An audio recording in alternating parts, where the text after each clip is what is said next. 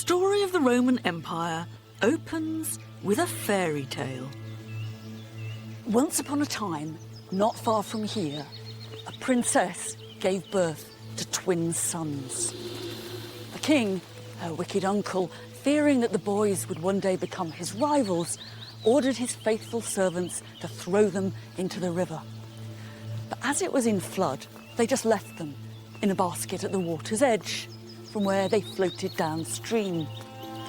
Rescued on the bank by a mother wolf who suckled them, they were later found by a local shepherd who reared them as his own. Their names were Romulus and Remus, and they went on to found Rome.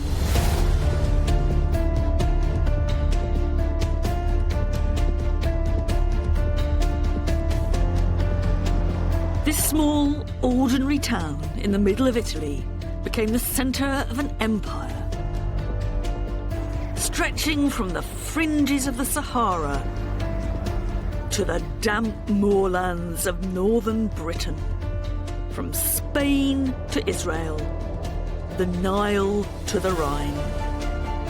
It has framed the geography of modern Europe and defined the way we think of empire now, transforming the Western world through revolutions in trade. This is one of the first examples of globalization. Agriculture, just olives, olives and more damn olives. Art, law and architecture. This is where even I get a bit gobsmacked by Roman engineering. There are plenty of conquests and defeats too, battles and butchery. But there are also bigger questions. How did it work? And what difference did it make? Why did the empire eventually fall? And how did it all come about in the first place? Was it ambition? Was it just luck? If we really want to answer that question, we have to go back to what the Romans themselves said about it, to their doubts, their debates, and their conversations. Because they wondered just as much as we do about what set them apart.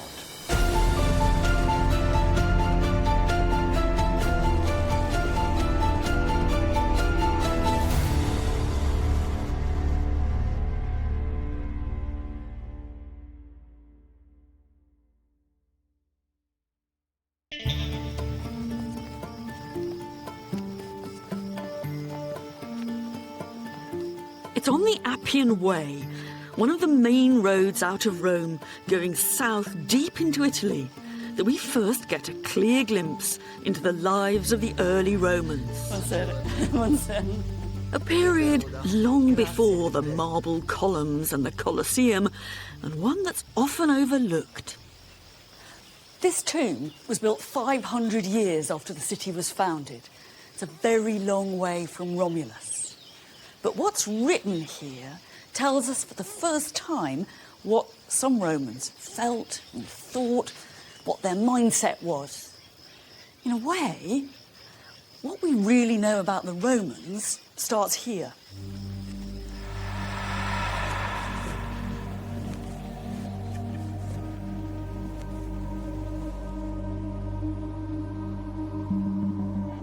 This isn't Rome as we now imagine it.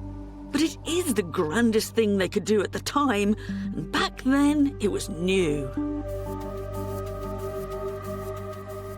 This is the tombstone of the first man to be buried here. Scipio Barbatus, that means beardy Scipio. And it tells us a bit about his excellent qualities. He is fortis, vir and sapiens. He's a strong, brave man. But he's clever, he's wise.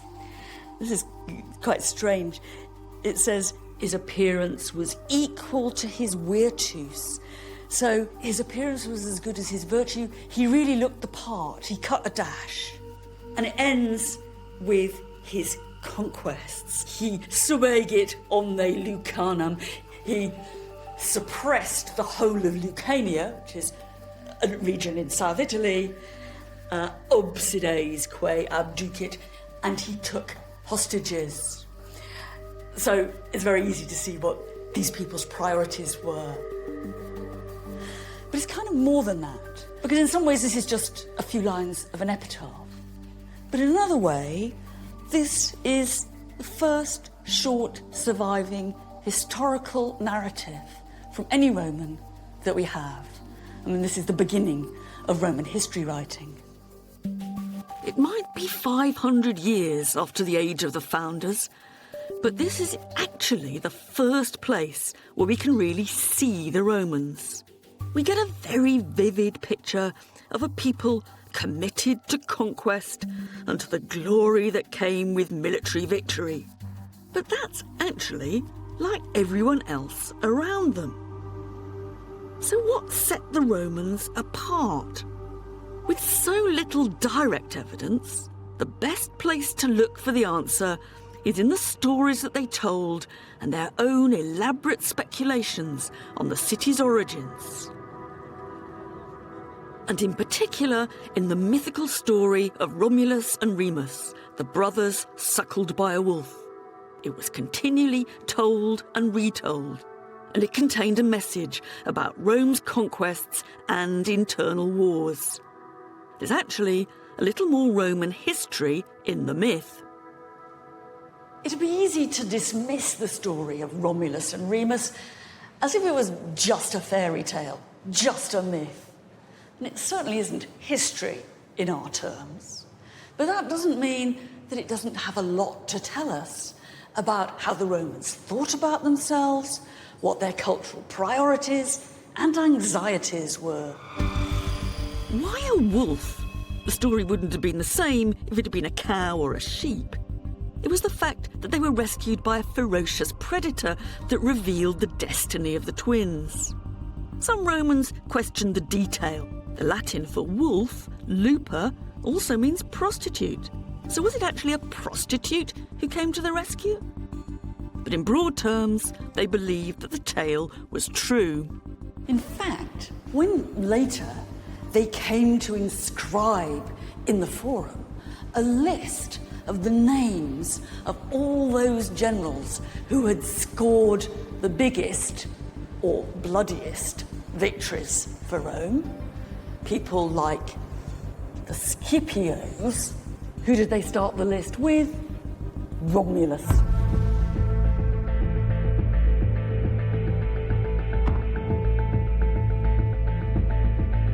One person who's not on the list is Romulus's twin brother Remus, because it said they had a massive row over where exactly to establish the new town. It ended up with Romulus murdering his twin, an act which reflected the bloody civil wars that would later blight the politics of Rome.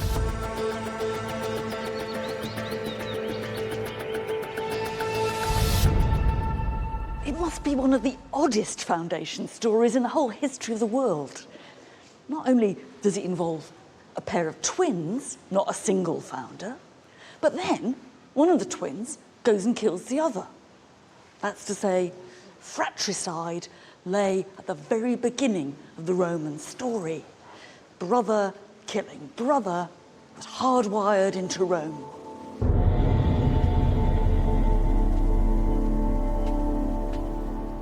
Establishing his new settlement on the Palatine Hill, Romulus became its sole ruler. Romulus's first problem was that he had hardly any citizens for his new city. So he declared it an asylum, and he welcomed criminals, runaway slaves, the dispossessed and the down and out from the whole of Italy. It's another strange aspect to the tale. Whereas the average ancient city liked to imagine that its original inhabitants had sprung miraculously from the soil of the homeland, the Romans imagined that their city had originally been a city of asylum seekers. It was an attempt to give a mythic dimension to one of Rome's later most distinctive characteristics, that it not only welcomed outsiders, but that eventually it spread Roman citizenship throughout the empire. Romulus's next problem was that he had no women, and therefore his city had no future. But none of the people in the neighbouring towns were prepared to give their daughters to be Roman wives. They were actually nastily insulting and made no secret of the fact that they didn't think a band of runaways was great husband material. So Romulus had to resort to a trick. So the story goes, Romulus invited his neighbours, the Sabines, to a religious festival. In the middle of the proceedings, he gave a signal for his men to abduct all the young women among the visitors and to carry them off as their wives. This is the famous rape of the Sabine women, and it's an almost uncomfortably frank image. This woman here has been captured and she's trying to get away, but she's not going to make it. This one has already collapsed. And another is trying to flee, but it's hopeless. The rape might have been a response to a terrible Roman humiliation, but it was still a violent assault. These women are not willing, they're victims. It's an incident that the Romans discussed and debated and displayed ever after. Some of Rome's enemies said that this was absolutely typical Roman behaviour. If they wanted something, they just went out and grabbed it. In the story, the families of the Sabine women, as you'd expect, hit back at the Romans in what would be Rome's first war and first victory, which was commemorated in a rather strange monument at the heart of the city. Most people walk straight past here, but it's where the Romans were convinced that the heart of that battle took place, in what became the Forum, but what was then not much more than a swamp. And they marked the spot where one of Rome's first enemies fell to his death. This was just one of a series of monuments that imprinted the origins of Rome onto the face of the latest city. If you wanted, you could go up into the Palatine Hill and see what was supposed to be the hut of Romulus himself, still a tourist attraction in the 4th century AD. The myths of Rome were there for all to see, and with them, the problems of being Roman. Fratricide, rape, violence, and constant conflict.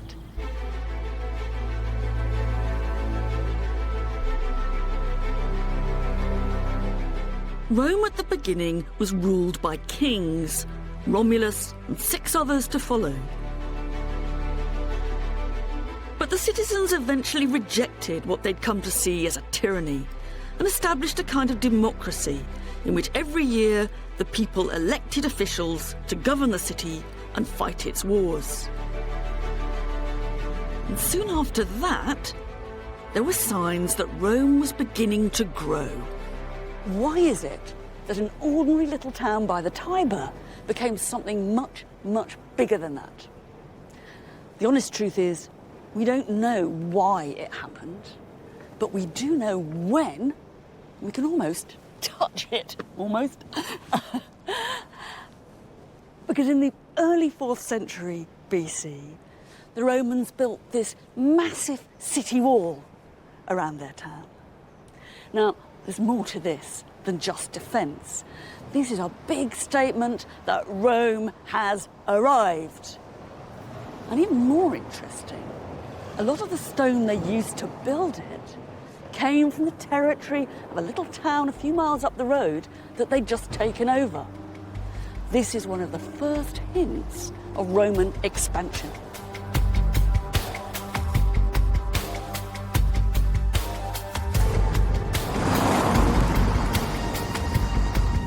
Rome's growth didn't stop at its walls. It expanded beyond them, deep into the Italian peninsula. We shouldn't imagine Romans crowding around maps, plotting world domination. For a start, they didn't have maps. And in any case, they weren't any more militaristic than their neighbours. Early Italy was a violent place. So the question isn't why they went to war, but why they went on winning. On the traditional pattern of warfare, to put it a bit crudely, every year the lads of one place would go out and do over a neighbouring town, and if they hit lucky, they'd come back with slaves and cattle. It wasn't really organised warfare, it was glorified raiding. What the Romans did was establish permanent relationships with the people they beat. Of course they came back with slaves and cattle, but they demanded for the future that the defeated towns should provide troops for the Roman army. And that cumulatively gave them a huge advantage. Because in the ancient world, it wasn't high-tech military hardware that counted, it was how many boots you could get on the ground.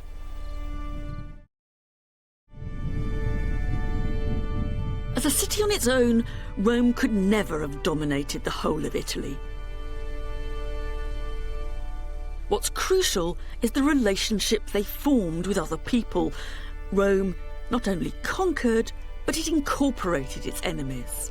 And that's what's unique. By the 3rd century BC, Rome could call upon more than 700,000 soldiers. And how they secured that manpower can be seen on the city's first gold coins. Jonathan Williams is the Deputy Director of the British Museum. What is going on here? And I can read Roma, Rome, underneath. There's a very complicated scene above, but I can't quite work out.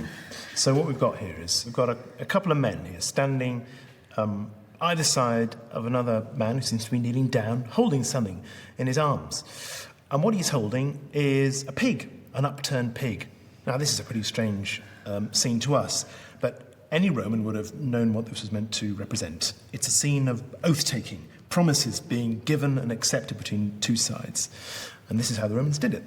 Strange to us, but it's clearly a kind of meaningful ceremony for your Romans. Some people think that this might be a mythological scene, the oath being taken by Romulus, the first king of the Romans, together with the Sabines, one of the earliest alliances the Romans made with one of their allies.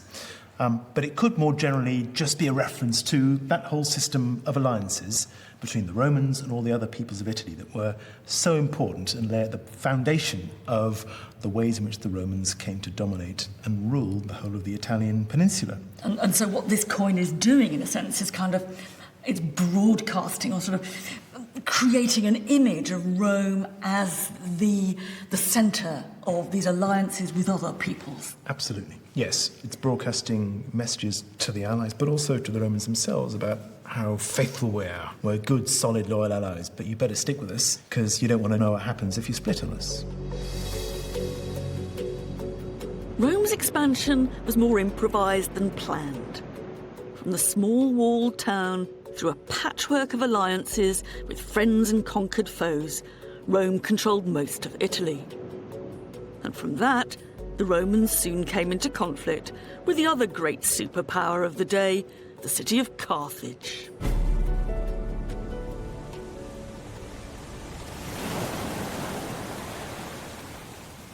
Because there was actually another empire out there to rival Rome. The Romans' network of alliances put pressure on them to intervene in support of friends and allies further and further afield. It's a bit like what happens to modern superpowers. One particular request for help had defining consequences. During a dispute between two Sicilian towns, different groups appealed to Rome and to Carthage. After intense debate in Rome between those spoiling for a fight and those who thought Rome was far better off out of it, the Romans decided to go in. And that was how Rome and Carthage first came face to face in conflict.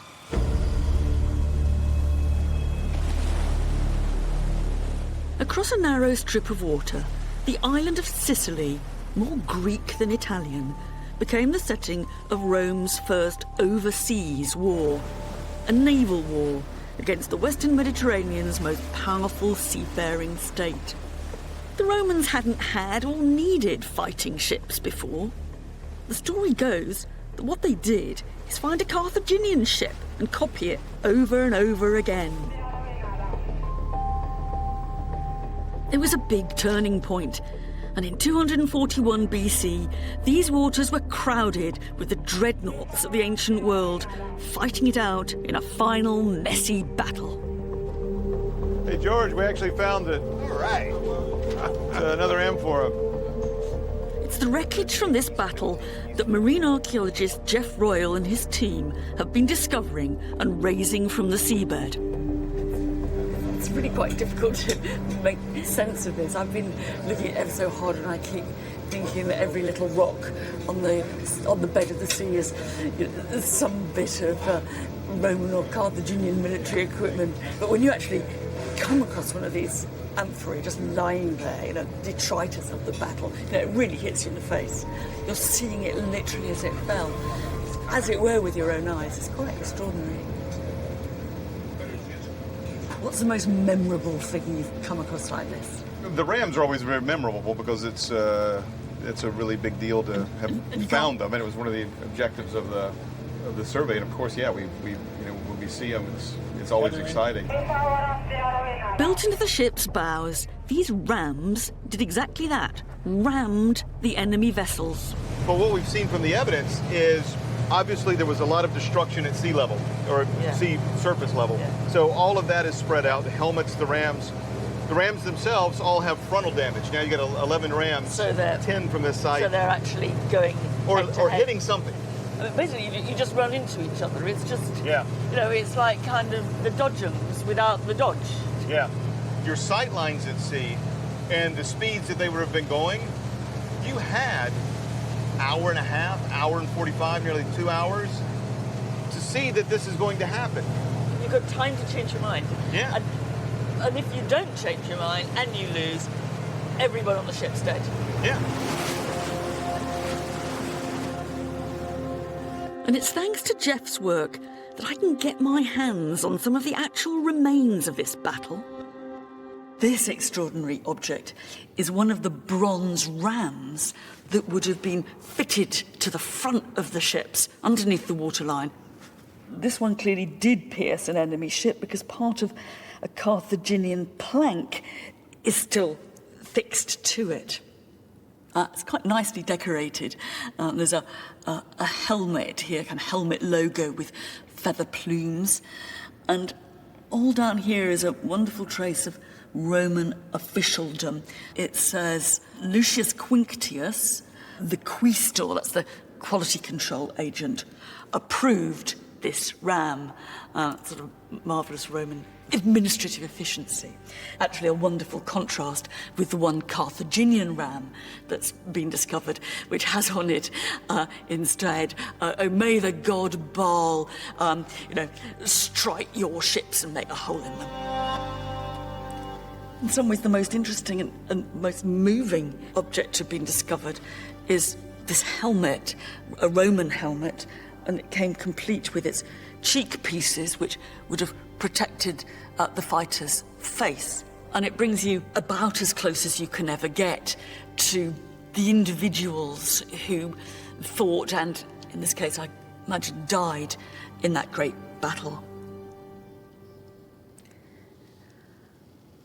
I suspect I might be the first person to put this helmet on since 241 BC.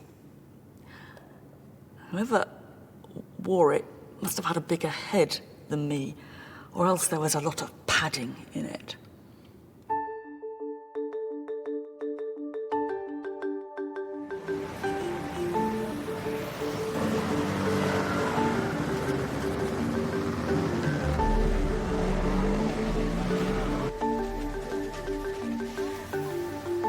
The end result of all this was that the Carthaginians were pushed out of Sicily altogether, and the island became the first overseas territory under Roman control. In a way, you might say that the Roman Empire began here. Rome defeated Carthage twice more. First was the famous occasion when Hannibal pulled off the stunt of crossing the Alps with his elephants, only to lose out eventually on all fronts.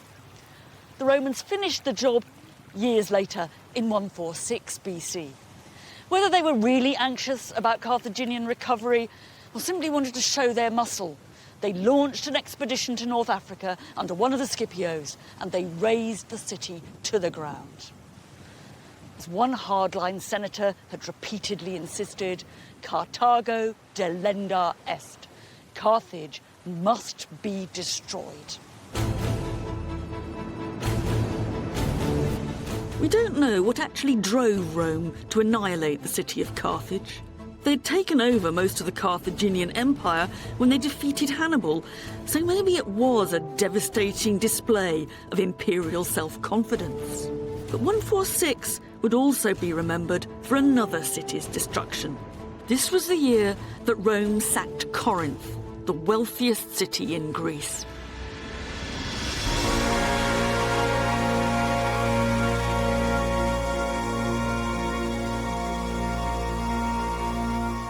"146 would become ingrained in the minds of every Roman, the year when Rome became so powerful that it no longer had any serious challengers left.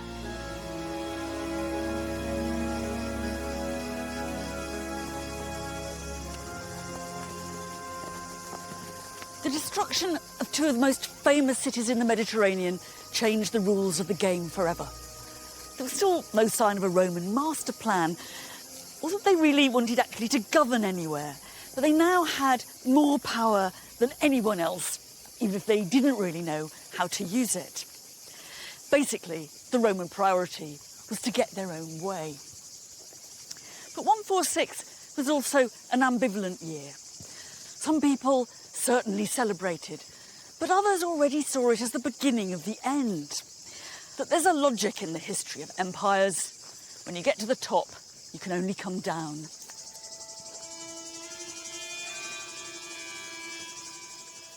Carthage was wiped from the earth, but Greece was very different, and it gave Rome something more precious than economic profit: its culture. Conquest didn't just change the people that Rome conquered, it changed Rome too. And it was thanks to Greece that Rome started to become full of marble columns, elegant statues, and objets d'art.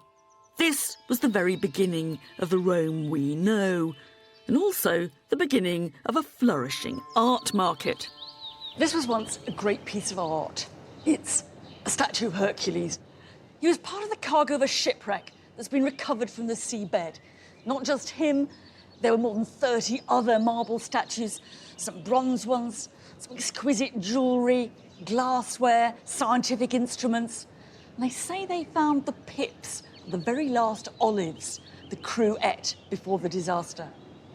But from our point of view, what's important is that this was a cargo of stuff, one out of many thousands, that was making its way from the Greek world on a one-way ticket to Rome. Πατέρα, εγώ είμαι η κόρη σου. Και βασιλεύα, και που δίκαια μας τιμώρησες, αλλά πιο δίκαια από όσο ταξίζαμε. The Greek world that Rome conquered had a long history of art, theatre and literature. Πάτερ, παρέστηση.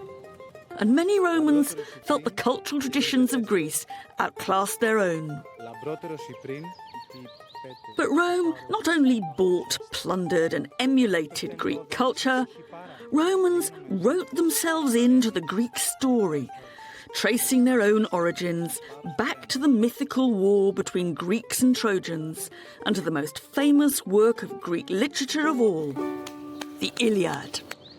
One crucial character for the Romans was Aeneas, who played a rather minor part on the losing Trojan side in Homer's Iliad. The Romans took the story of Aeneas and ran with it, making him flee from Troy and come to Italy to found the Roman race as a kind of ancestor of Romulus and Remus. It's almost as if they're saying that they didn't just belong in the Greek world, but they actually came from here.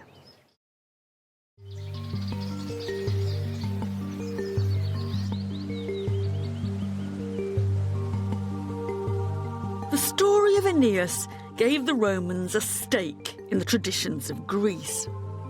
But exactly how Greek to be was the topic of the day, with some conservative hardliners arguing that soft Greek culture was destroying old Roman values. There's more to conquest than conquest by sword.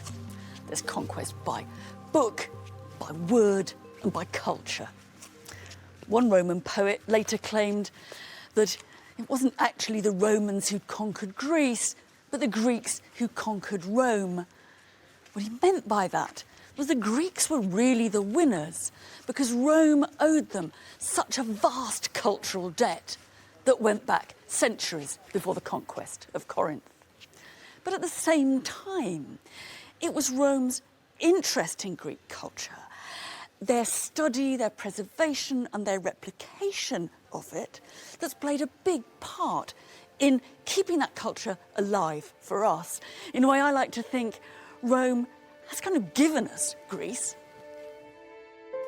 The Romans had now gained effective control over the entire Mediterranean, the only people ever to have done that. Not always by annexing territory, but simply by being able to get their own way. We think of this empire as the land around the sea, but actually, at the heart of it, there's the Mediterranean itself. It's crucial to understand what's going on across this huge, liquid territory. We aren't talking just about some nice little boats transporting sculptures. The problems of controlling this sea were as important as the ones of controlling Carthage or Corinth. The Mediterranean was the empire's internal sea and main highway. Mare Nostrum, they called it, RC. It was far cheaper and quicker to travel on the water than by land, but it was dangerous too. That's not just because all you'd need was one storm and you'd have lost everything. There were also bandits and hijackers wanting to get their hands on anything that was sailing. Not just goods, but people too. It's a bit like a motorway swarming with human traffickers. Rome's overseas conquests had turned thousands and thousands of prisoners into slaves. And that created a demand for more. There were big profits to be made out of the slave trade.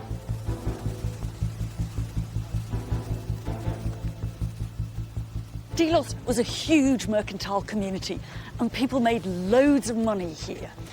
One Roman writer called it the biggest market in the whole planet. All sorts of goods must have passed through, perfumes and spices, sculpture and furniture. But Delos was most famous for being the world capital of the slave trade. And one of the main suppliers of that trade were those bandits and hijackers that the Romans called pirates. For the Romans, a pirate was anyone you didn't like in a ship, from small-time chancers to big-time criminals, more like the mafia. It was not an easy relationship, and those tough guys in ships proved pretty difficult to control. One day, they were stocking your market. The next day, they turned on you.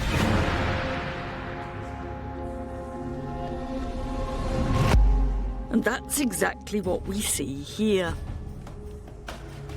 This is a wonderful pair of very distinctively Roman faces, sunken cheeks and wrinkly, both of them looking a bit sinister. It's kind of tempting to imagine that they were involved in a rather nasty form of business. They're also in a pretty ropey state. They've been smashed and they look a bit burnt. And the reason for that actually stems from a key moment in the history of this place. In 69 BC, the pirates came here, they torched the place, there was a vast fire, and Delos was destroyed.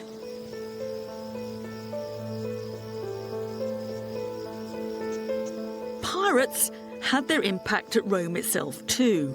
Fear of pirates provided a reason or excuse for the Romans to take a decision that would set the scene for big political changes that would undermine their democracy and herald one-man rule. Pirates were certainly a nuisance and sometimes dangerous, but the threat could always be manipulated to justify military action. The war on pirates was a bit like the war on terror. And in 67 BC, the Roman people voted almost unlimited powers to one man to clear the sea of pirates. That man was Pompey.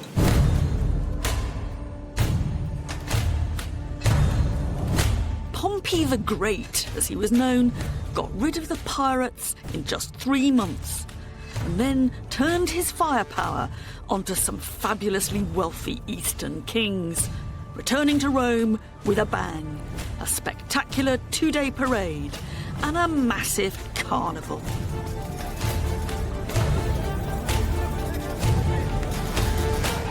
The Victory Parade was one of the biggest street parties the Romans ever celebrated. It was the general processing through the streets in his chariot. It was all the booty and spoils and riches he'd brought back home out in front of him, and his prisoners walking there too. The idea was that the people in the city should be able to see what the generals and armies had been getting up to abroad and what they brought back. Some people thought the display was terribly vulgar, and on occasions people cried in the audience as they watched the poor prisoners go past. But for most Romans, this was a chance to let their hair down. The gettone qui. Not bad. And to indulge in the riches that had been won for them. With the party long gone, not much trace of Pompey's triumph is left behind. But tucked away in a corner of a museum, we can see one member of that spectacle's supporting cast. It's not often that you can actually track down an individual object that was trundled through the streets of Rome in a triumphal procession. In fact, this is probably the only one. Its great bronze urn was probably used for mixing up wine and water and honey, and it's actually got the name of one of the kings who Pompey defeated scratched into its rim.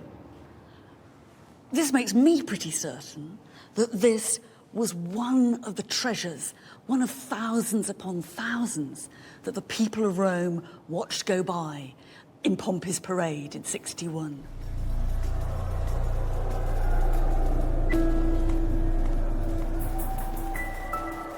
The empire had been traditionally funded, formed and governed by democratic officials serving for 1 year, sharing power.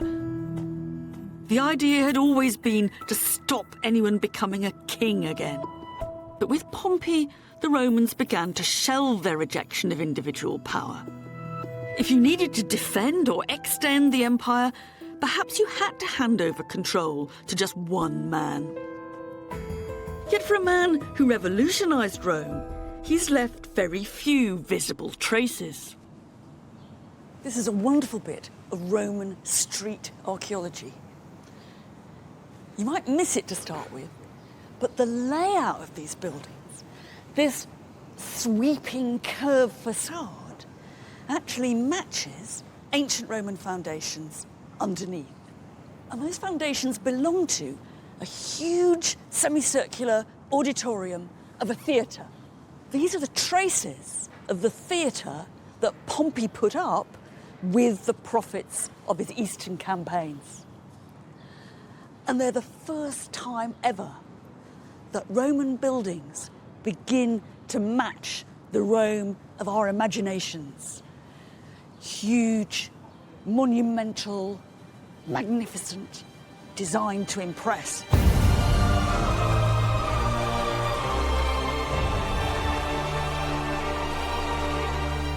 Pompey set the benchmark for what an imperial building should look like, and one that later emperors would follow.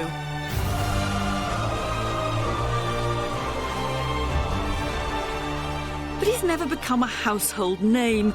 He's always been overshadowed in the quest for glory and the competition for personal power. The one person that forever after stole the limelight was his great rival, Julius Caesar.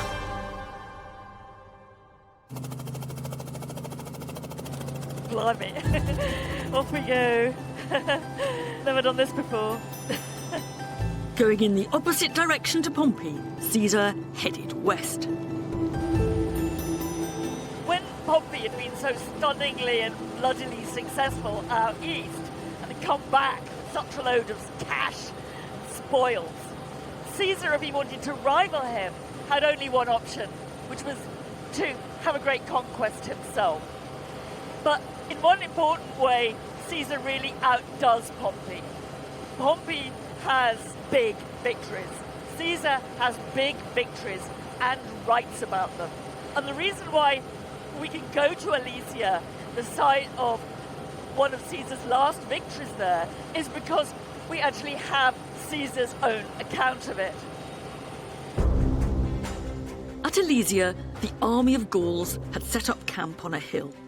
In Caesar's own description, he seems in complete control.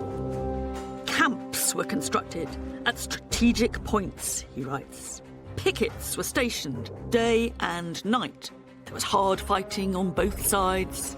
I had 2 trenches dug. I erected a rampart and a palisade. When you see the scale of it all, is that despite what he claims when he writes the story up, Caesar couldn't possibly have had his eye on all the areas of this battlefield. In the end, winning an ancient battle comes down to strength of numbers, starving the enemy out, surprising them from behind, and perhaps most of all, the truth is, it comes down to luck.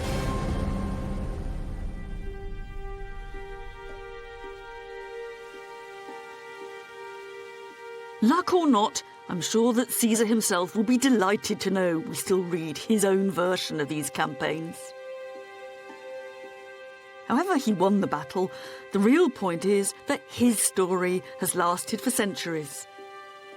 And in terms of imperial propaganda, it's a nice proof that the pen really can be mightier, or at least more enduring, than the sword. The leader of the Gauls in their doomed last stand was Vercingetorix.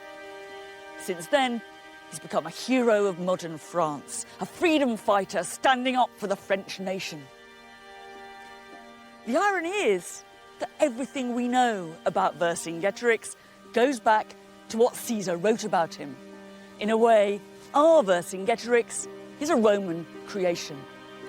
Whatever he was really like, the point was that Caesar needed to show that he had defeated a dangerous, brave, and ultimately worthy opponent. The Romans would never have thought that there was any kudos to be gained in beating a sissy. Caesar also boasted about the number of Gauls that his army had killed during his campaign.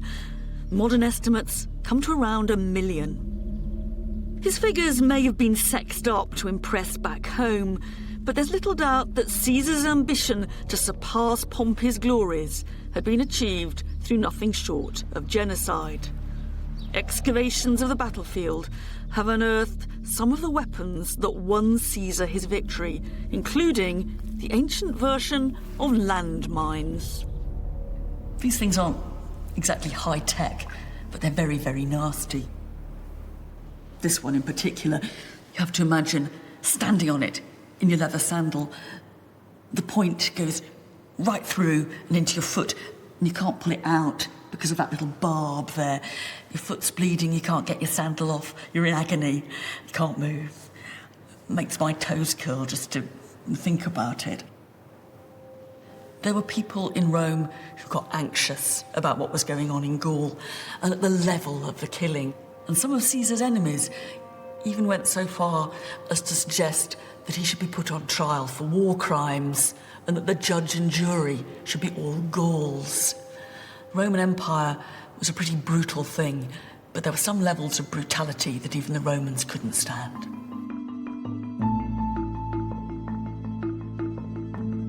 Julius Caesar would never have made it without the loyal support of his troops. They were far from the cattle raiders of the early city. The soldiers were now professionals, bound to their general as he was to them, even more than to the state. And unlike Pompey, Caesar was prepared to use that army to seize control of Rome. For his part, Caesar was well aware that his enemies in Rome were conspiring against him, that they were trying to back him into a corner, and as he put it, to undermine his dignitas, that distinctive Roman combination of prestige and clout. So he took a chance, and with one of his legions, he set out to march on Rome. When he got to the river Rubicon, which marked the border between Gaul and Italy, he said, "Let's throw the dice in the air then." In other words, God only knows what'll happen next.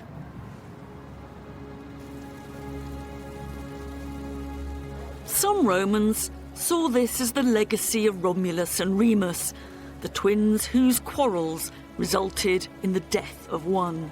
Now, a Roman fought Roman for ultimate power. Caesar's return to Rome triggered a chaotic civil war that engulfed not just Italy, but most of the empire. Pompey himself ended up dead on the coast of Egypt, his decapitated head presented to Caesar, who, so we're told, burst into tears at the sight of it. Caesar won the war and was made officially dictator, sole ruler of Rome. But he didn't last much longer. If there's just one Roman that everyone knows, it's Julius Caesar. Not because of what he did, but because he died. His assassination has been blown up into a heroic scene that we all know, or think we know, from films, paintings and plays, and from those famous last words, "Et tu, Brute," which he definitely didn't say. What we know for sure is that he was ambushed by a group of his friends in a meeting in a Senate house that ironically had been built by his great rival, Pompey. It all happened just over there, where that tree now is. It was another echo back to Rome's foundation story. Now it was Caesar who took the part of the murdered Remus.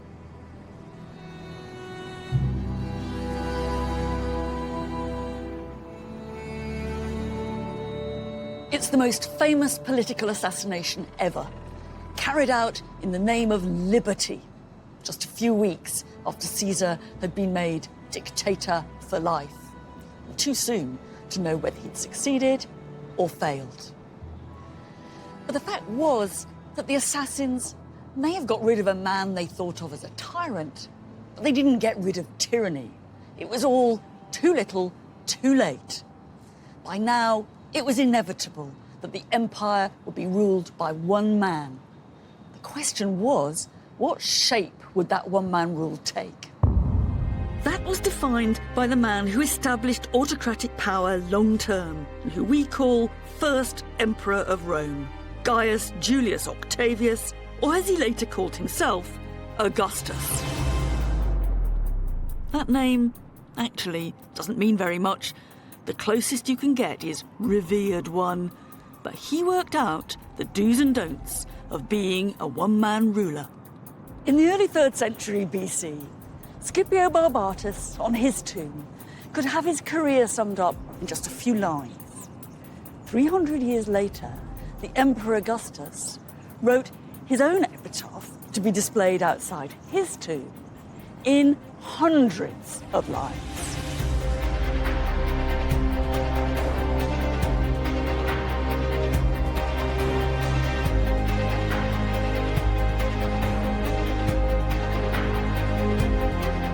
It's an extraordinary, overblown account of what I did.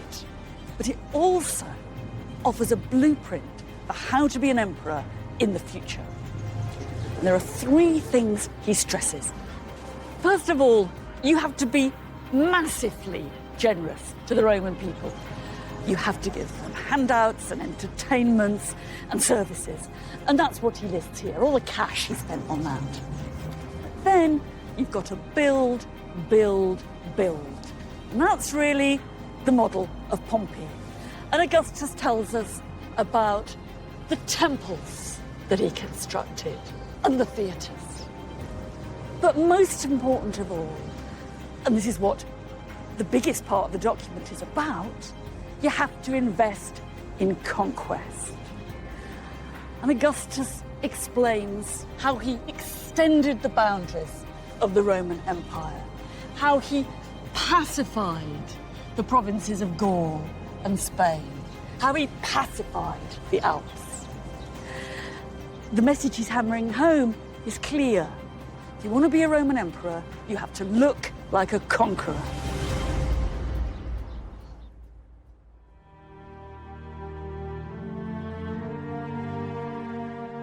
However much the Romans tried to avoid the Pompeys and the Caesars of this world, the problems of governing, policing an ever-expanding empire proved that decisions taken by committee didn't work. It wasn't the emperor that created the Roman Empire, it was the empire that created Roman emperors. Augustus's account of what he did is a practical toolkit for how to be a Roman emperor. But the ideology behind it all is best represented on another monument he put up, celebrating Pax, peace. So this is an altar of peace. It's celebrating the security and the prosperity that the Roman Empire can bring. But it isn't really peace in our sense of the word. This isn't about the absence of fighting. It's about peace that is the result of fighting. This is peace that has been won by victory. Really, this is an altar of pacification. It's also more than that. Built out of marble by the best artists in town, you couldn't miss the messages here. The walls around it are covered with friezes, some depicting Augustus with his family, carving the imperial dynasty into stone. And some of the images spread the idea of his divine birthright, projecting his lineage all the way back to the mythical founders of Rome. On either side of the main steps, there are two different versions of Rome's ancestry. On one side, the wolf with Romulus and Remus, and on the other side, Aeneas, who's just arrived in Italy from Troy. There's a special resonance for the emperor here, because Augustus claimed to be directly descended from Aeneas. But there's an even bigger point if you take these two scenes together. On the one side, there's Romulus, who welcomed into his new city outcasts and runaways. On the other side, Aeneas, who really did come from abroad. The message about Rome's origins is clear. Rome was always foreign. This made perfect Roman sense. The stories they told of their own origins reflected the growing diversity, expansion, and openness of their world. And there was one corner of the empire that had a particular resonance.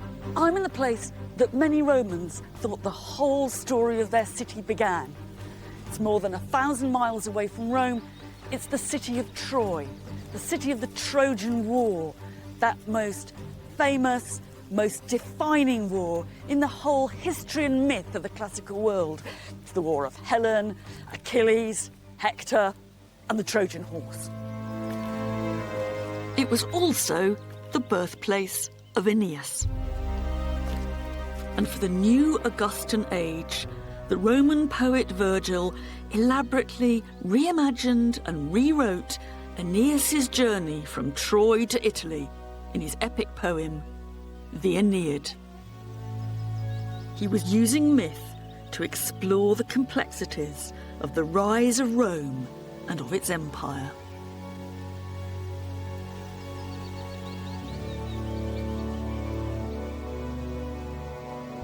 There are all kinds of themes in this poem: love, honour, heroism, and empire.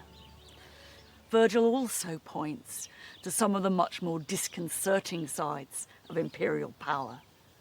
At the end of the story, and it's really the last thing we see Aeneas doing, our hero cruelly and gratuitously slaughters an enemy soldier who has surrendered to him. It's as if, in Virgil's hands, the story of Aeneas both celebrates Rome's empire and exposes its potential brutality. And yet Virgil could also present the Roman Empire as a gift from the gods themselves. At the very beginning, Jupiter, the king of the gods, prophesies Rome's future power. I have given, he says, I have given the Romans imperium sine fine. I have given them empire without limit. It hadn't really started that way. A completely unremarkable city had expanded far beyond its walls, becoming the power centre of a vast empire.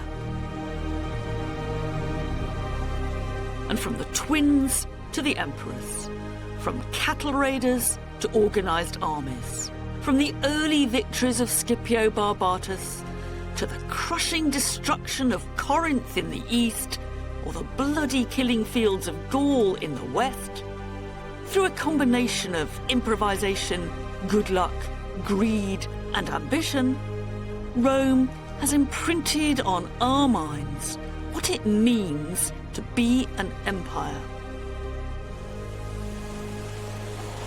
The idea of empire without limit is something that Scipio Barbatus could never have understood. He knew all about conquest and military glory and the profits that came with them.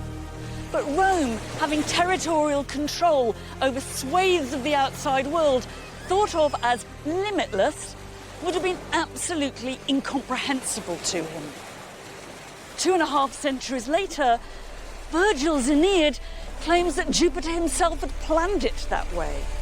It's as if Virgil, looking back, is reinterpreting the messy, the improvised history of Roman conquest into some grand design of manifest destiny.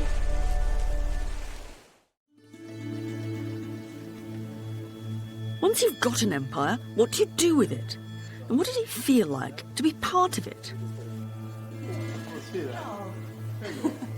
Well, clues can often be found in very surprising places.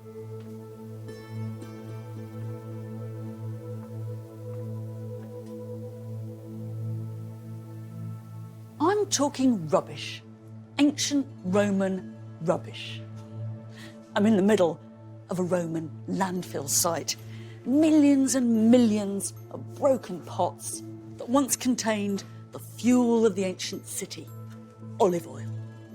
It's trash, but it's very valuable trash, because it's through the leftovers of the Roman world, the bits and pieces and the junk, as much as the monuments and the treasures, that we can see how the Roman Empire works. What feeds it? What connects it? Who are the winners and who are the losers?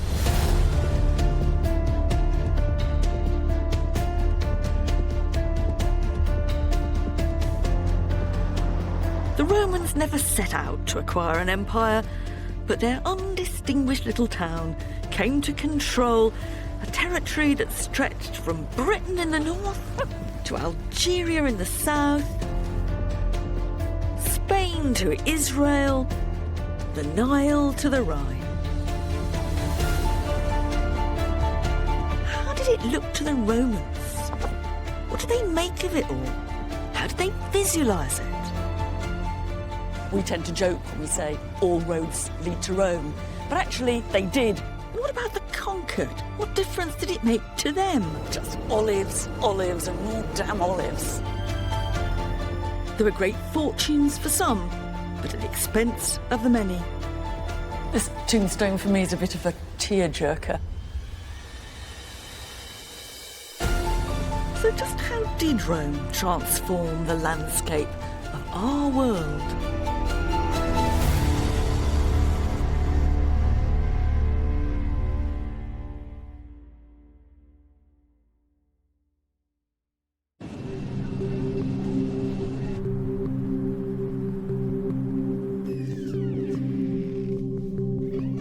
For an extraordinary record of the scale and impact of the Roman Empire, I've come to see what must be one of the most remarkable and surprising leftovers from the Roman world. So I'm going to show you our freezer. And it's not a piece of pottery or even an inscription. If I shut the door? Yes. Blimey, So- this must be what Greenland feels like. Yes. What I'm here to see is ice, recently drilled from the Arctic ice sheets, preserving layers and layers of buried history, right back to Roman times. How far in Greenland do you actually have to drill down to get to the Roman bit? I would say 400-500 meters deep in the ice sheet. By analysing this ice, Celia Sappert and her team at Utrecht University have discovered some striking evidence about Rome's impact on the environment. So here you can see a piece of ice from Greenland that we have already measured. So in fact you see all these small air bubbles, and each air bubbles represents the composition of our atmosphere in the past. Gosh. There's Roman history melting in your hands. And what we do in fact is that we measure the greenhouse gases in those little bubbles, especially methane, that's our main interest. And we had a big surprise that around year one we had an increased level in this methane fingerprint, showing that higher level of biomass burning. So burning can be burning because of deforestation, burning because of all kind of other processes. And comparing our data with historical data, this peak was related to population growth and to the Roman Empire expansion. The data revealed a sharp spike in the level of methane in the Earth's atmosphere that wouldn't be seen again for over 1,000 years. This is really great for me because we know that the Romans had all this extra increase in productivity and industry, etc. But actually to see it kind of trapped there forever in the ice, that's truly extraordinary. And I kind of think we feel a bit differently about it, perhaps, but I think the Romans would have been absolutely delighted to see their impact kind of preserved like this. Yes. Roman pollution, captured in the Greenland ice sheets, is dramatic evidence of a burst of energy as Rome transformed the world it conquered.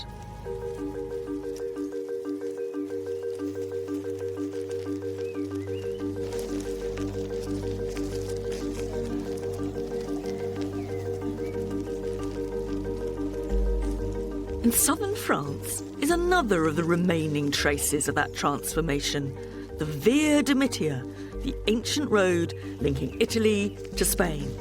Because Rome built its empire from the ground up, connecting people and places in a way that had never been seen before. For us, roads almost stand for Rome. And actually, Roman roads still do lie underneath many of our own transport routes. But it's easy to forget quite how revolutionary it was to go from a system of windy local dirt tracks to great paved highways striking out across the continent. It wasn't that the speed you could go on them was that impressive. Still took even the fastest Romans about a week to go what we could cover in a day. But the idea that you could start out in Rome, get on a road, stick on it, and end up in Spain or Greece, that was entirely new. Like sinews crossing the empire, the Romans built a network of roads over 80,000 kilometres long, not only creating a new geography, but introducing an entirely new Roman way of thinking about the world. This is a bit of disused signage from a Roman road. It's one of a series of milestones that were set every Roman mile It's about 1.5 kilometres along all the major routes. Most of the writing on it is actually the emperor's name and titles, so you know who to thank for this lovely road.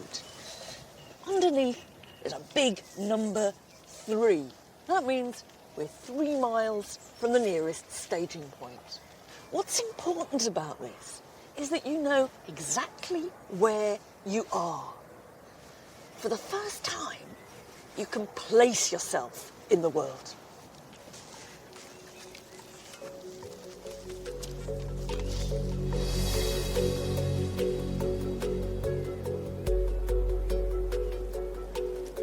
Of course, once you got off the beaten track, people in the countryside may hardly have noticed the arrival of Rome. Life would have gone on much as before. But where there were Roman roads, things changed. Not necessarily for the better.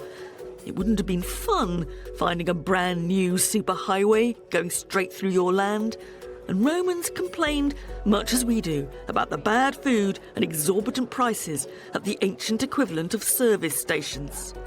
For some, though, these new roads were a cause for celebration.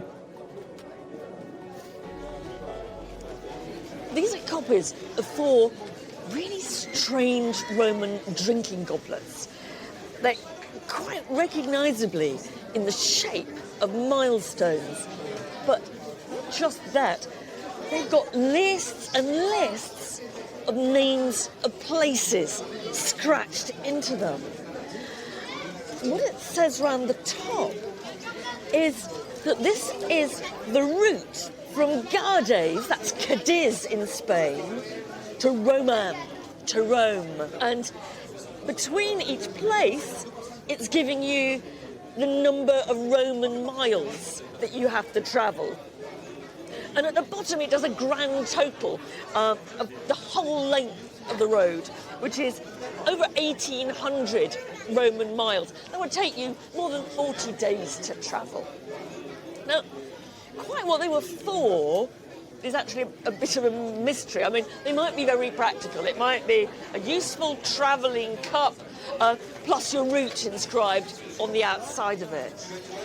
But I think it's rather more likely that they're either souvenirs of the road or a sort of celebration of the length and the splendour of this great road.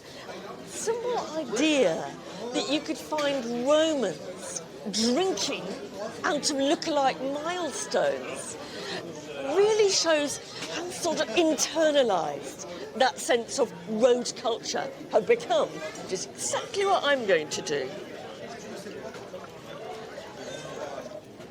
Salut, everybody.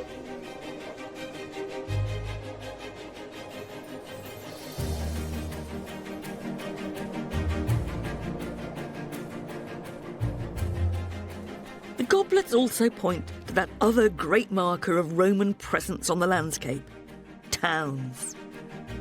The Romans sponsored the greatest programme of urbanisation in history, and in Western Europe, their cities still often underlie our own. All over the empire, towns needed infrastructure. It's the old cliché about the Romans that they built roads and bridges, baths and drains, and aqueducts like this one. And they ploughed an awful lot of cash into it.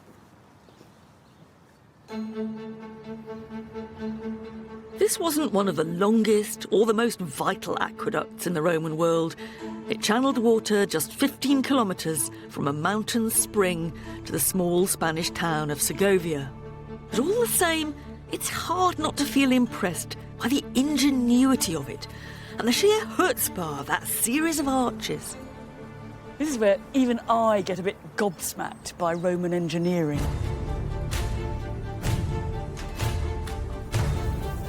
And in a way, that's the point. It's one of the trademarks of the Roman Empire. It's meant to be in your face, and its message goes far beyond any practical purpose. This can't just be about the water supply. This is about Roman power. It's about the Romans making an impact on the landscape. It's about the Romans making themselves permanent.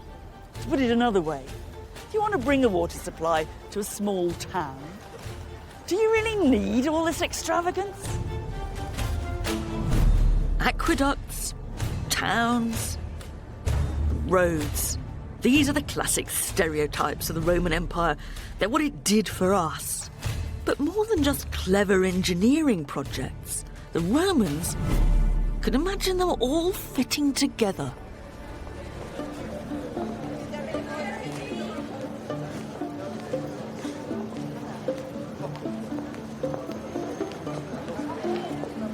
This is a map of the Roman Empire.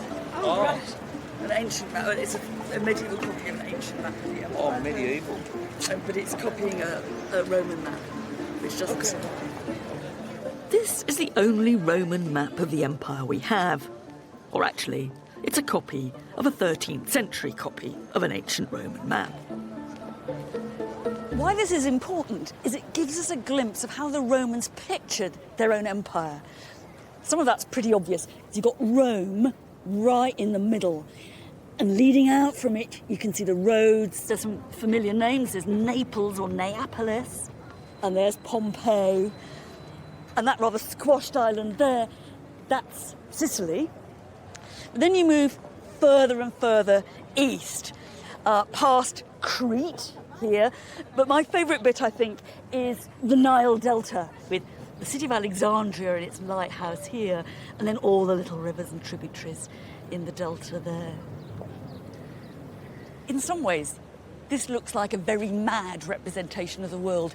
It's all terribly squashed and it's not arranged north-south. But it's making more important points than that. It's saying that Rome is at the very centre. And what's important about the empire is its cities, its towns and its roads. We tend to joke when we say all roads lead to Rome. But actually they did. And they led away from Rome too. What the Romans are telling us is that theirs is a joined-up world.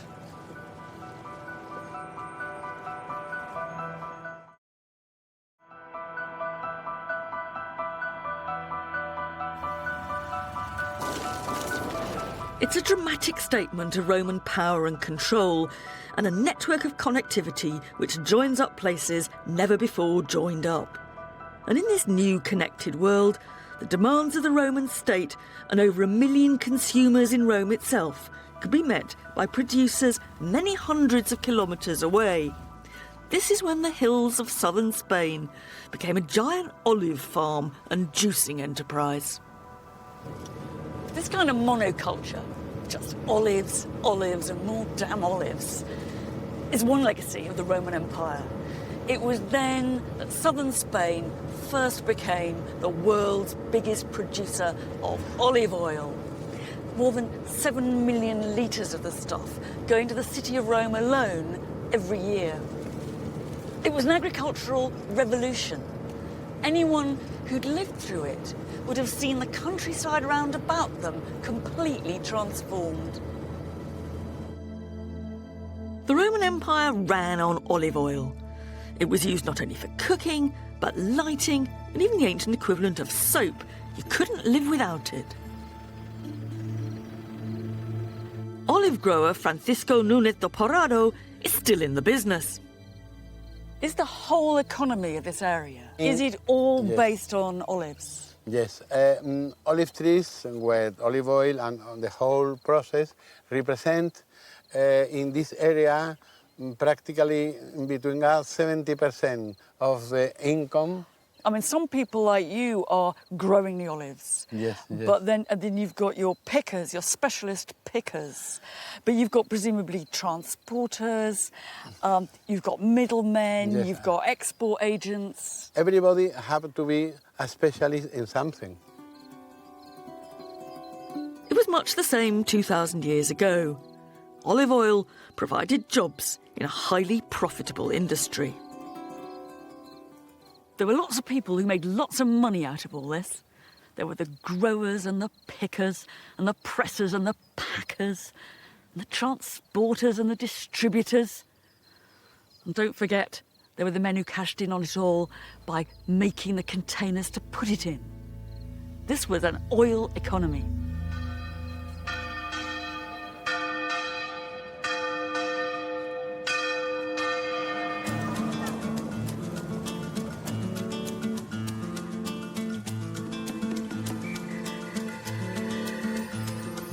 Shipping 7 million litres of olive oil to Rome and the wider empire each year required more than just trees and presses. You needed an entire infrastructure, whether in the form of warehouses, bottling plants or ports.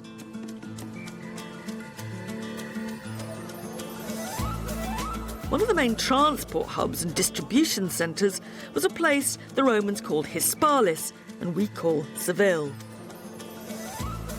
Built into the fabric of the modern city, unnoticed by most passers-by today, is an introduction to one of the Roman officials whose job it was to make sure the precious oil reached its final destination. This is a plaque put up in honour of a man called Sextus Julius Possessor, and it's ended up, I'm afraid, in an extremely inconvenient place. Really what it is a description of Possessor's whole career.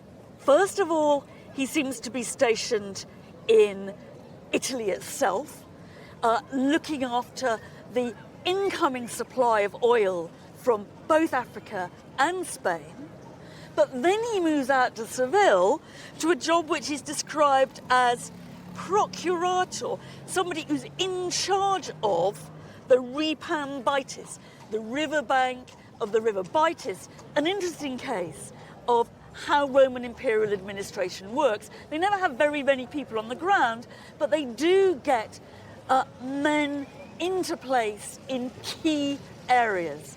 And here we've got Possessor, I think, as a safe pair of hands in Seville, making sure that nothing goes wrong with the supply of oil to Rome from this end. Of course, ultimately, this was all for the benefit of Rome. But a more complex exchange was taking place too. As olive oil flowed to Rome, money flowed into Spain. And there's evidence in the branding stamped into the oil jars themselves that this new wealth allowed some people access into the politics of Rome itself. This is a particularly tantalising example because the stamp here reads very clearly Port, P-A-H. That's port short for portus, or probably river warehouse, of someone called P-A-H. And one thing we know is that the father of the Emperor Hadrian had those initials, Publius Aelius Hadrianus.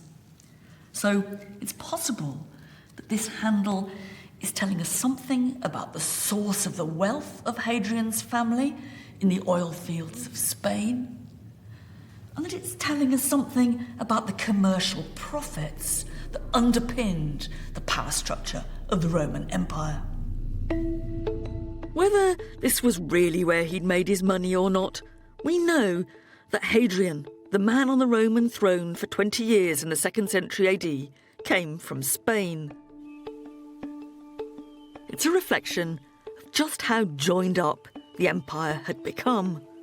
And it's not surprising that Hadrian bankrolled big building schemes here. This is what's left of the town of Italica, where the Emperor Hadrian's family came from. They weren't native Spanish, they were Roman settlers from way back, but they obviously thought of Spain as their home. Hadrian ploughed an awful lot of cash into his hometown. A tremendous showing off, and to be honest, all a bit out of proportion.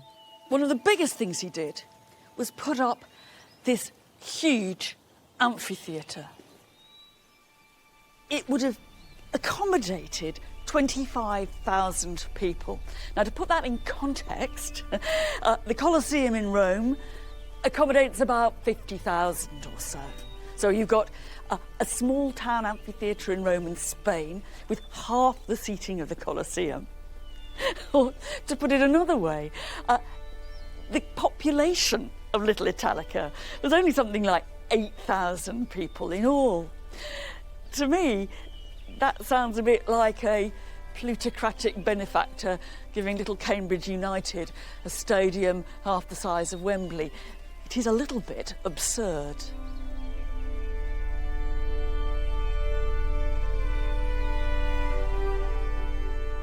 We're now, almost in the centre of the arena.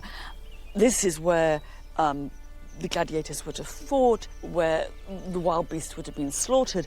And right in the middle here, you've got a sort of mini version of what you find in the Colosseum itself. The underground cellars where the gladiators and the animals would have waited to come up into the arena through trapdoors in the floor.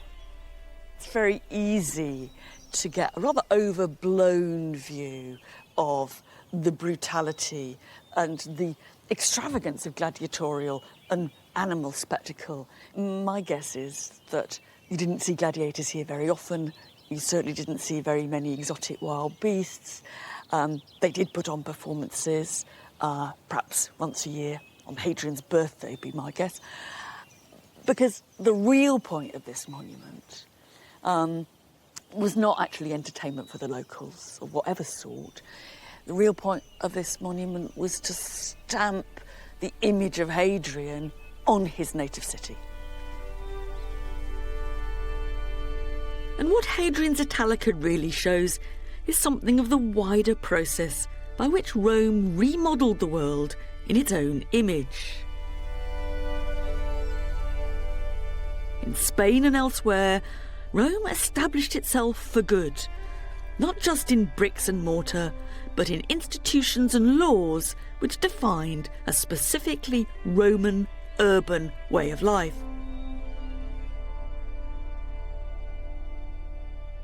These bronze tablets are just covered in columns and columns of writing. And what that writing is a constitution devised in Rome for a Roman town in Spain. I mean, really, it's a series of do's and don'ts for how to be a Roman town abroad. Here's one about what the local officials called the aediles should do. Now, they're supposed every year to put on some nice plays in the city, ludi skyniki. They have to pay no less than 2,000 sesterces, that's twice a soldier's pay, from their own money, de sua pecunia, and they might just get a grant of 1,000 sesterces from public funds if they do that. So here we got our generous local officials obliged to give us a theatrical display. Everything from seating arrangements at public events to the speaking time allotted to accusers and defendants at trial are outlined in this document, and many have a familiar feel. There's a great bit here which is about, well, in our terms, it's about electoral expenses. It says, if you are standing for office, if you're a candidatus, what you mustn't do is lavish expensive meals on people in order to encourage them to vote for you. Although it is allowed to give 9 people a meal on one day, but no more than that. After that, it's bribery. That's the kind of level of micromanagement that the Romans are trying to impose. From roads to aqueducts, civil servants to public performances. In this kind of empire building, cash was as important as armies.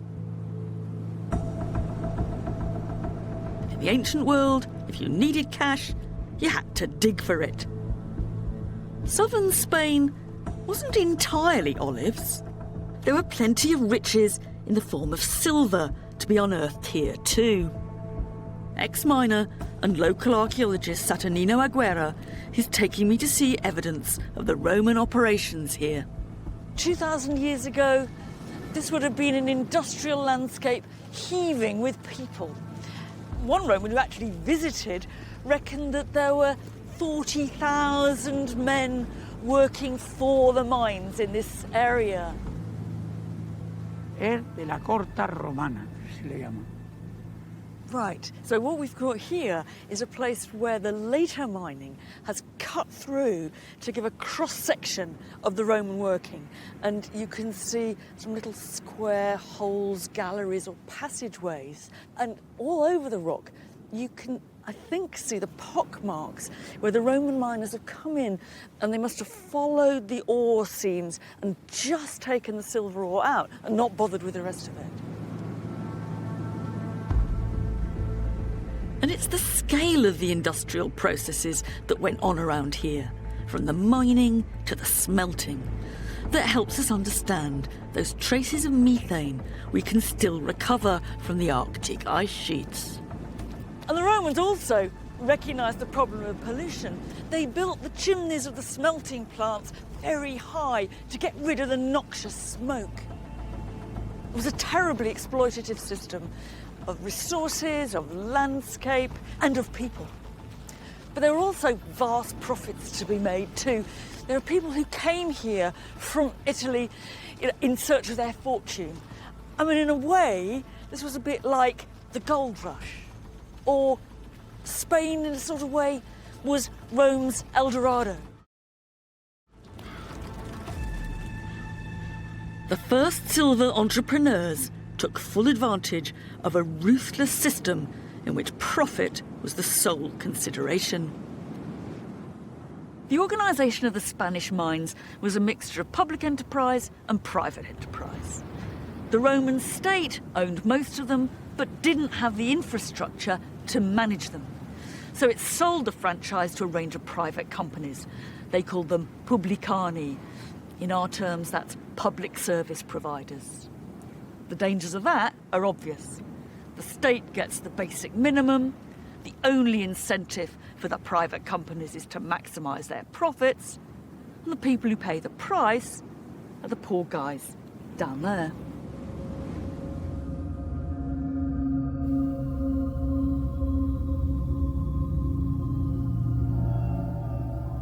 We've got to imagine hundreds of people underground, all toiling to get the ore out and using pretty rudimentary tools.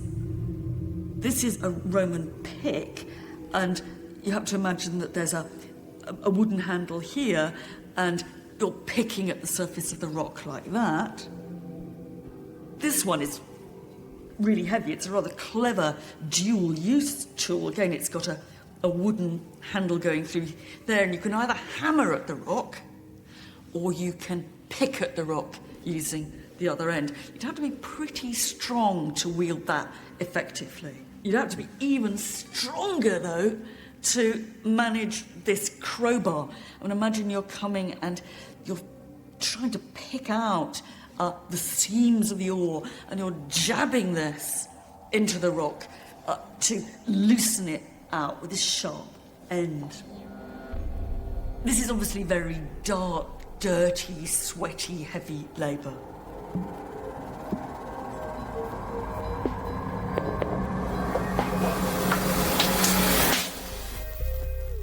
And it's a reminder that beneath the surface of this sparkling new empire, there were the silent underclasses keeping the wheels in motion. This tombstone for me is a bit of a tearjerker. We read about Roman children being used in the mines as workers, but here we actually seem to meet one. He's a little boy called Quintus Archulus, and he lived to be just 4 years old. There he is. He's got a little tunic on. He's got a pick in one hand and a basket in the other. He's all set for work in the mine. We don't actually know that that's where he died, although many children must have. What we do know is that it is as a miner that he's being remembered.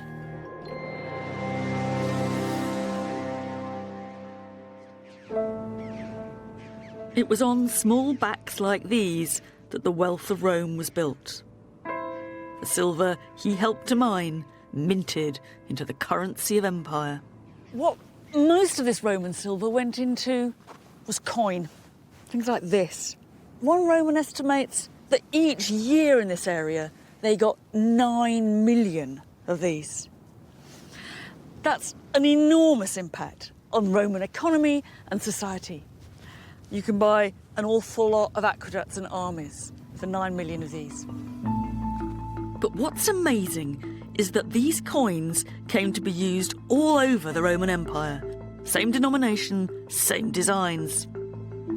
Jonathan Williams is an expert in coins and deputy director of the British Museum. These are two very similar coins of the Emperor Hadrian, distinctive face there, and Hadrianus Augustus. That's right. They are very, very similar. They're both Roman silver denarii, the lifeblood in many ways of the Roman currency system. Both of that have Hadrian on, very similar. They're the same value, same amount of silver, but they were found at completely opposite ends of the earth. This one here was found in Bletchley in southern England, and this one was found in southern India. Britain, of course, inside the empire, India outside the empire. But loads of trading links. Absolutely. Does that mean that, in a sense, what Rome has done is created a unified internal economy and coinage system? We've got monetary union, really, in the Roman Empire. It's a single currency union when you talk about the gold and the silver coins, particularly. Those are the ones, as we see here, that circulate throughout the Roman Empire and beyond. Everybody wants good Roman gold and good Roman silver. But what you do have, of course, the other way in which the currency unifies the empire is that they've all got the head of the ruling man, and it's his head being seen and used and noticed and commented upon from Britain all the way through to India. That's one of the key unifying factors about the Roman Empire, together with all those statues and all those other things.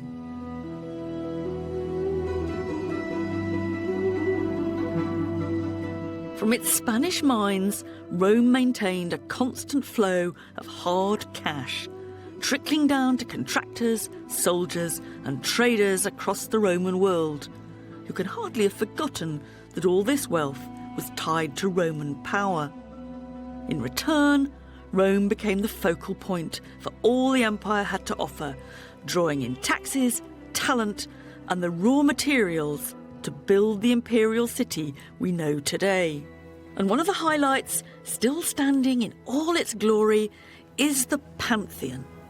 For many Romans walking past this building, the most striking thing about it would have been the columns holding up the porch. We tend not to pay them very much attention, and if we do notice them, we really don't know how to read them. But they're actually one of the loudest boasts you could make about imperial power. That's partly because they're monoliths. They're carved out of a single piece of stone, and just think how difficult that would be to do without them breaking or cracking. But it's also the material itself. They all come from quarries deep in a province 3,000 kilometres away from here, Egypt. They've been loaded onto camels and donkeys, dragged across the desert, put onto ships in the Nile, taken to the Mediterranean, across the sea, to stand here. It's an extraordinary statement about the resources of empire and about the ability of the Emperor Hadrian, who put this building up, to control those resources. In a sense, the stone is the message.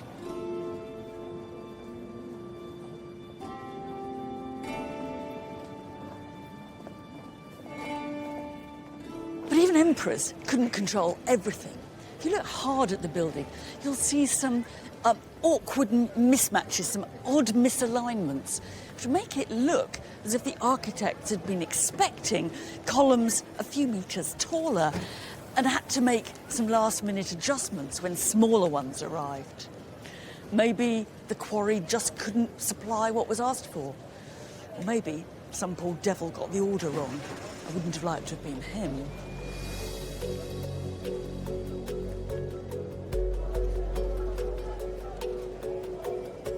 For me, the Pantheon reflects how the empire changed Rome just as much as Rome changed the empire. The capital was where stuff from all over the Roman world was on display and on sale. And at the centre of this world was the Mediterranean itself, Rome's internal sea. It was much quicker and cheaper to bulk transport goods by water than by land, and the Mediterranean became a busy highway with cargo ships laden with things from grand granite columns to humble objects of daily life.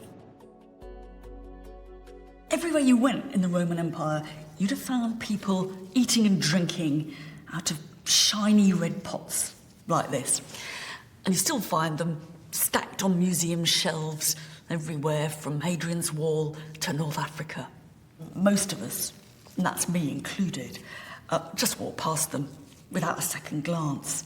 But actually, they're what's left of the most extraordinary case of Roman mass production.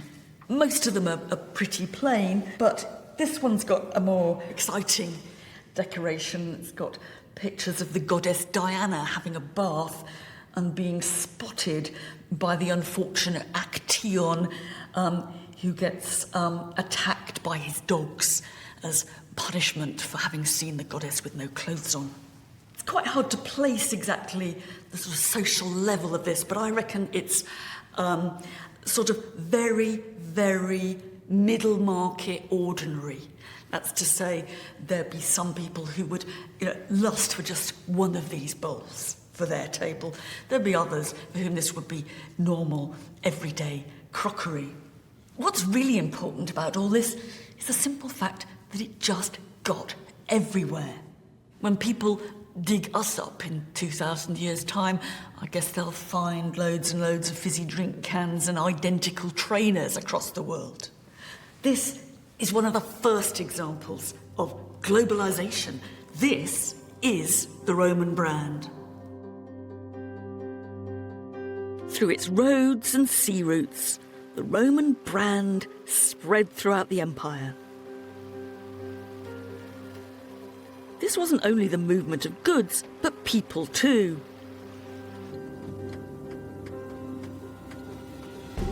In the remote town of Hierapolis in modern Turkey, we find the remarkable tomb of a man who seems to have made the most out of the opportunities of belonging to the new Roman world. This is a wonderful story of an exciting life on the high seas. It's the tombstone of a man called Flavius Zeuxis, and he says that during his life he has sailed around the promontory of Cape Malia, that's the very southern tip of Greece, between here in Turkey and Italy 72 times. So what's he doing? Well, Hierapolis was the textile capital of this part of Turkey, and he can only have been going from here to Italy to flog all the things they were making. But what's interesting is what he chooses to put on his tombstone to sum up his life are those dangerous 72 journeys.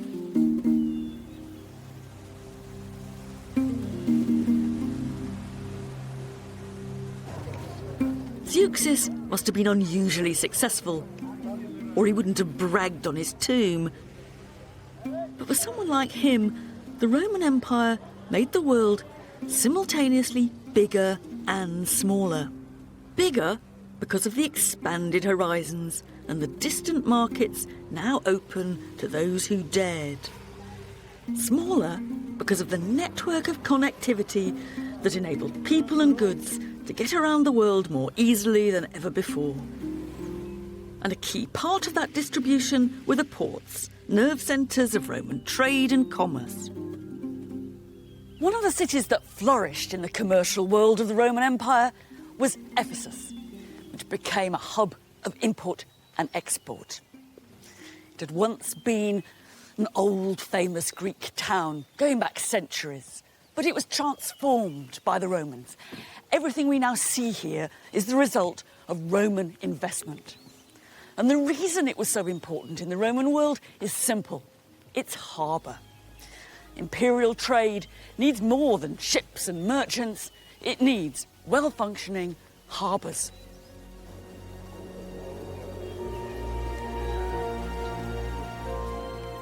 The coastline around Ephesus has long since changed, and it's now a good way inland. But in its heyday, it was an important maritime gateway to the east and to rich pickings from as far away as India.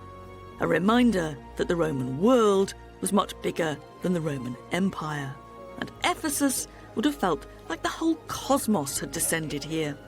People from everywhere speaking as many languages on the streets then as they do now. A city with 250,000. Not just those that lived here, but people coming and going. And everyone busy, busy, busy. The honest guys doing a hard day's work, the cheats and the chancers, the go-getters and the bureaucrats, and of course, the money-makers.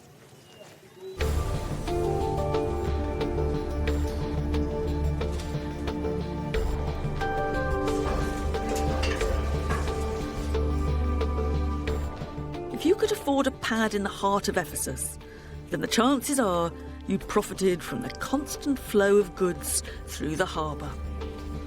These are upmarket houses for those who'd made it. This is all amazing, but it's also quite confusing. There's a series of houses, one above the other, running up the hillside, and they're partly interlocking, so it's quite hard to tell where one house stops and the next one starts. But what is clear is that there was a luxurious lifestyle going on here, that some people in Ephesus, including the owners of these properties, were doing very nicely, thank you. And it makes the point that the benefits of empire did not only flow to the imperial palace or to people in Rome itself. The homes of the Ephesus elite were evidently pretty flashy. No expense spared. The fashions and trends of the city of Rome itself were imitated and reproduced. Here we've come into a kind of reception hall on a really palatial scale. Also, it must all have been faced with marble right the way round, and you can see the columns of marble on the side, and there'll be panels in between. This is where somebody big entertained and displayed his wealth and power. This is, almost imperial scale. It must have been pretty terrifying, I think, to be a guest at this house. And I'm standing on a modern walkway that you can see there must have been a great big door, and there's big door fixings on either side. You have to imagine that you would have had the door opened for you into this, and there the big man would be ready to greet and possibly humiliate you.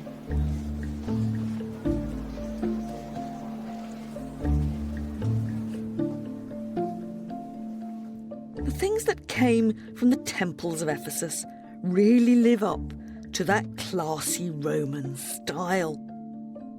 So too do the things from the terraced houses. One of the highlights are some exquisite, if to my taste slightly militaristic, ivory plaques showing the emperor on campaign. But across the board, the finds here really are top of the range, the best that money could buy.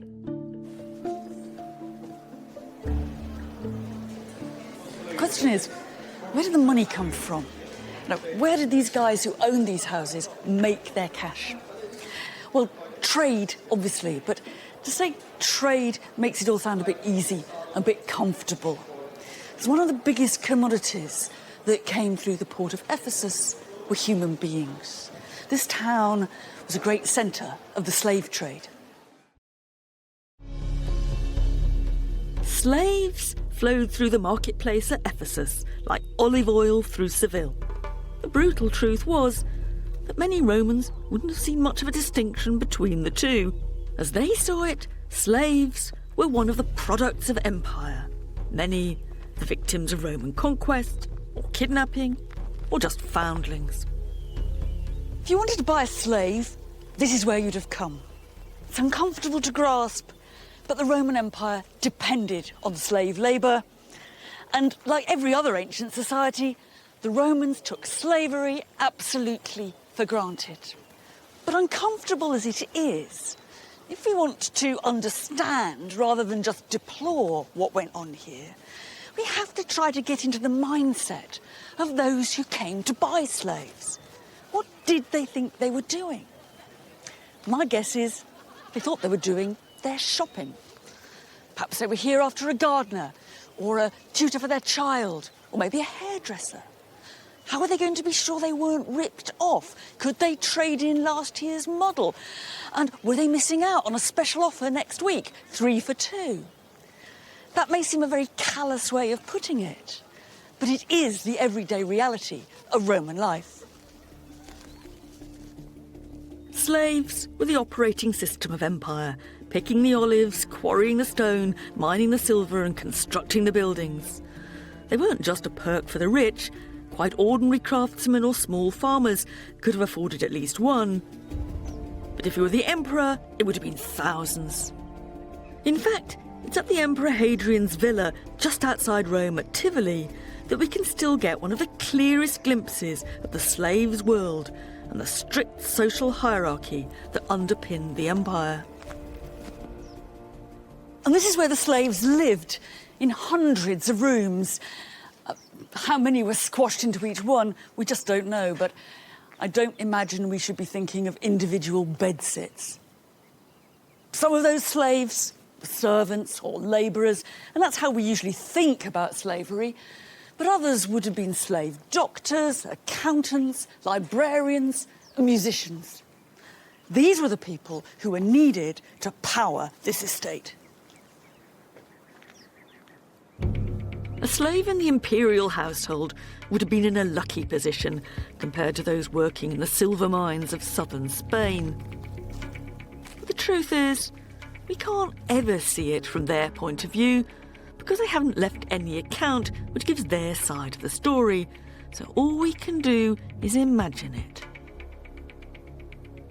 This is where some slaves spent most of their working lives, downstairs, in a network of dark service tunnels, beneath the grand, airy quarters upstairs. The people scurrying about down here were always meant to be invisible, and they've remained pretty much invisible to us, largely because they've left no trace behind them. For me, this underground world is a powerful symbol of one very nasty side of Roman slavery and exploitation. But before we feel too much moral superiority coming on, it might be worth reflecting how many invisible people there are beneath the surface of our world too.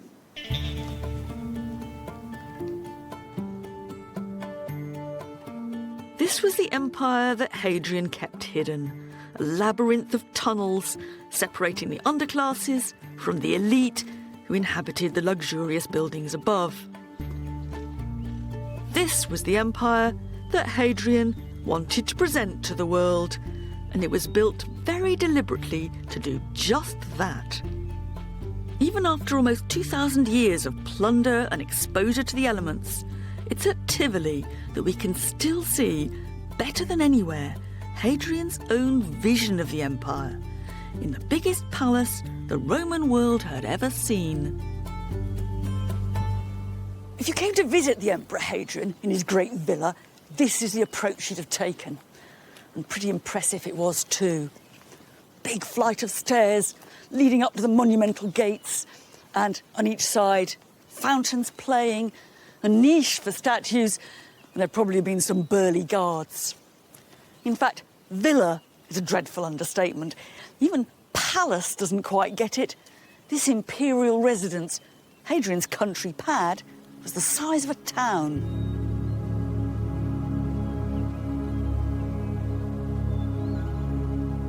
Once you'd passed security and got your foot in the door, the sheer scale of the place and the luxury would have been dazzling. The baths, the libraries, the miniature theatres. Not that you'd have found Hadrian here very much, though.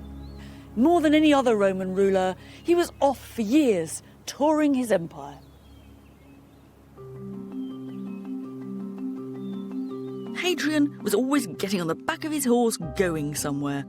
He was one of the greatest tourists of the Roman world, and half of his 20-year reign he spent on the road. What he saw, the monuments, the temples, the exotic highlights of the provinces, he reproduced, replicated and copied at Tivoli. The organisation it would have taken to construct this place is almost unimaginable.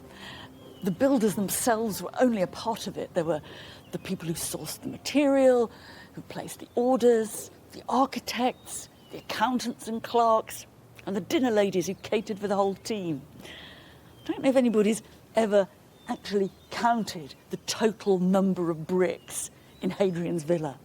But this really is building as a military operation.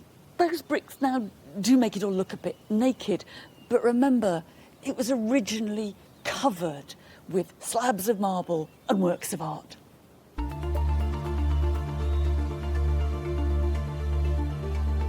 It's difficult to visualise it today, but Tivoli's interiors must have been amongst the most lavish in the Roman world. Just a few broken pieces of marble have been unearthed, giving us a snapshot of what it might have looked like. Conservationist Barbara Caponera has the tricky task of trying to put the jigsaw back together. Sometimes you can get to see what covered those bare brick walls. And this is an amazing image of a horse and a charioteer or his rider. There's the horse's tail here and his leg there. It's all made on the kind of same principle as a mosaic, but with larger pieces. So this is marble, and the horseman's belt is made out of blue glass. And it was surrounded by a frame, so it's kind of like a painting on the wall.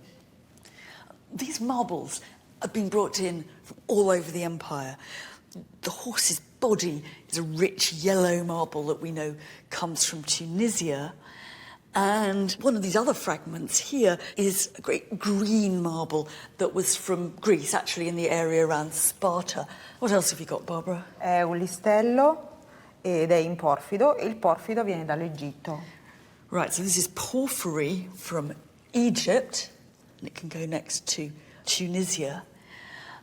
And this is another very bright red orange marble that comes from Greece, that goes next to Sparta there.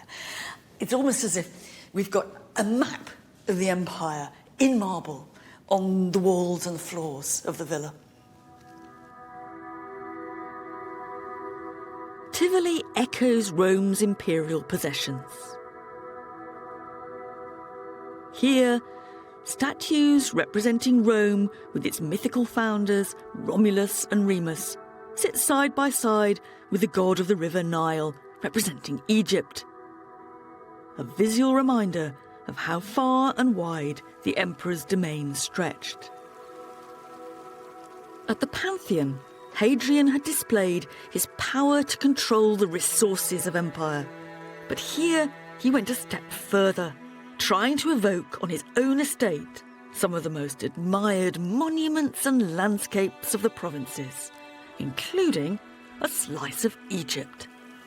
This was perhaps the swankiest dining room in the whole of the Roman world. You have to imagine the select few guests reclining here, surrounded by water, and picking up the delicacies from little boats floating in front of them. But they weren't just eating five-star food in a lavish setting. They were eating in a replica of one of the most famous monuments of the province of Egypt. Because Hadrian's project was not simply to create a luxurious lifestyle for himself. It was to make the empire seem to converge here, whether by sucking in its resources to this one place, or by literally recreating the wonders of his world on his estate. To tour the villa must have been like touring the empire. This was the empire in microcosm.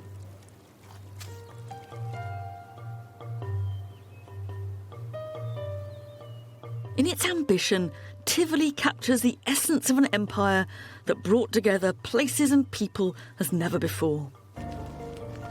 Along its roads, in its busy cities and ports, the inhabitants of the Roman Empire experience deep changes which still affect the world around us. Revolutions in engineering, trade and agriculture. These offered new opportunities and riches for some, and matching inequality for others. It's always easier to find the winners than the losers. The destitute, the exploited, the underdogs have left very little behind them. The profiteers of Ephesus, the oil barons of Spain, and the entrepreneurs of the seas have left the traces of their success stories, whether in the shape of broken bits of pottery or great grand columns. But one thing's for sure, winners and losers lived in a new world. Hadrian's villa at Tivoli offers an idealised and, to be honest, rather sanitised vision of the Roman Empire. An ordered world with established hierarchies and everything in its place. And here, obviously, under the command of one man. The reality, of course, was more fluid, more fractured and messy. But this is the emperor's frozen vision of how the Roman world was and should be.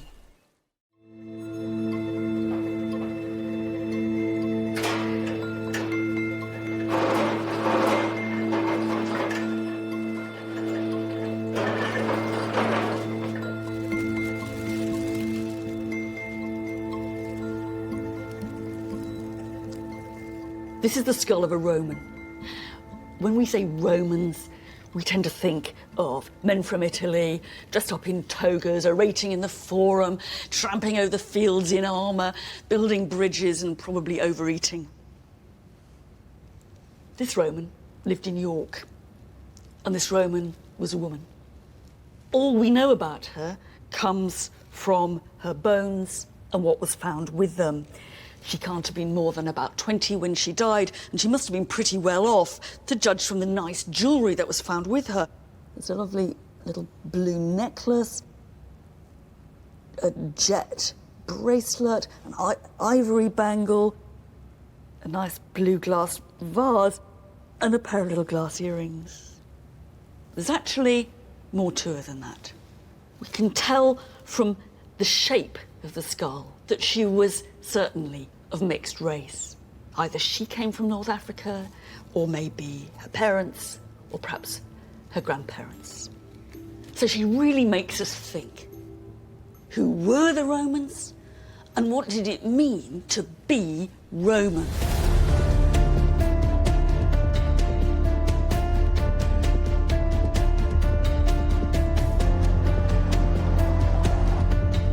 Of all the ingredients that helped the Romans build their empire, none was so successful or surprising as the one you can't see: citizenship, and their ability to turn people not born in Rome into fully fledged Romans. You saw the toga everywhere. Frequens, toga. A Roman could be all sorts of different people, rich or poor, black or white, from the fringes of the Sahara to the damp frontier of northern Britain. The Britons were really tough. It was true grit. So what difference did it make to be a Roman? And how did you become one?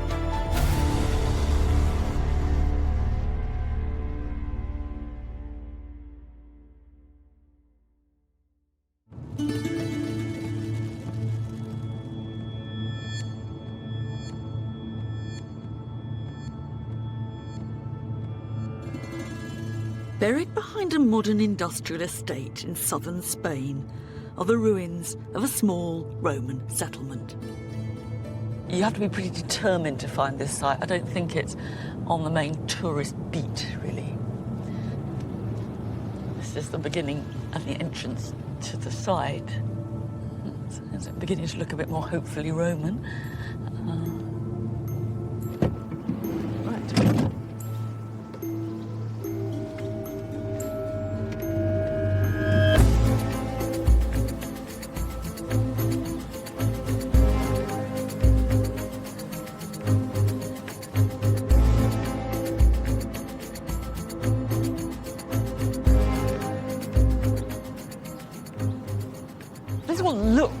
fairly ordinary. But for me, this place is one of the most important places in the whole history of the Roman Empire. The story goes back to 171 BC. A delegation from Spain turned up in Rome, representing more than 4,000 men who were the sons of Roman soldiers and Spanish women. And as such, they had no political rights. They were effectively stateless, and they were looking for a home. It was one of the unintended consequences of conquest. And interestingly, the historian Livy calls these people a new species. And the Romans, characteristically, improvised a new solution. For a start, they gave them Carthage to be their home. But the Romans did more than that. They didn't just give them a home, they gave them a status. They made them Latins, which was a kind of halfway house between being full Roman citizens and not citizens at all. Now that may not sound very much, but it was actually revolutionary, because it established the principle that you could be a Roman citizen of some sort without having anything to do with Rome and Italy itself. And it kick-started a process that ended up hundreds of years later with every free inhabitant of the Roman Empire being a Roman citizen.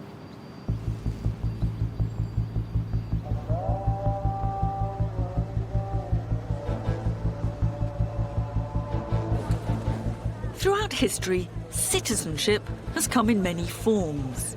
But the idea that outsiders in large numbers could become Roman citizens was entirely new in the ancient world, radical, startling, and the unique ingredient of empire. To see what being Roman looked like thousands of kilometres from Rome itself, I've come to what is now Algeria, on the empire's southern edges.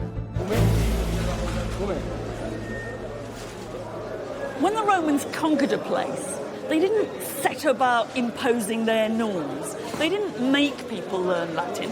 They didn't make people worship Roman gods. They didn't even make people use the Roman calendar.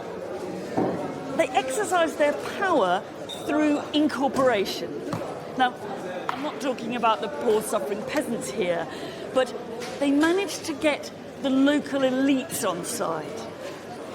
And one of the main ways they managed that was by extending full Roman citizenship. Salut.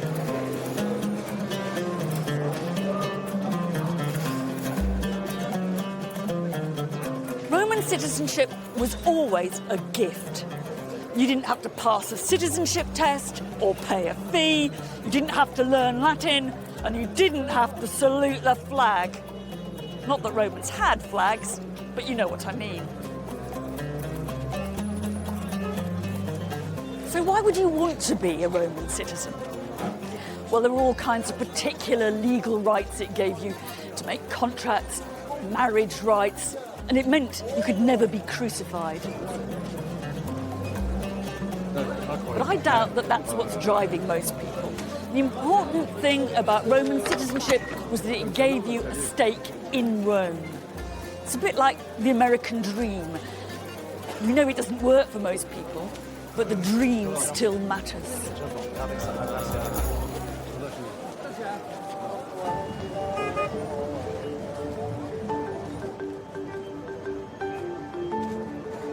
We don't know how far the extension of citizenship was a carefully planned strategy or one of history's lucky accidents.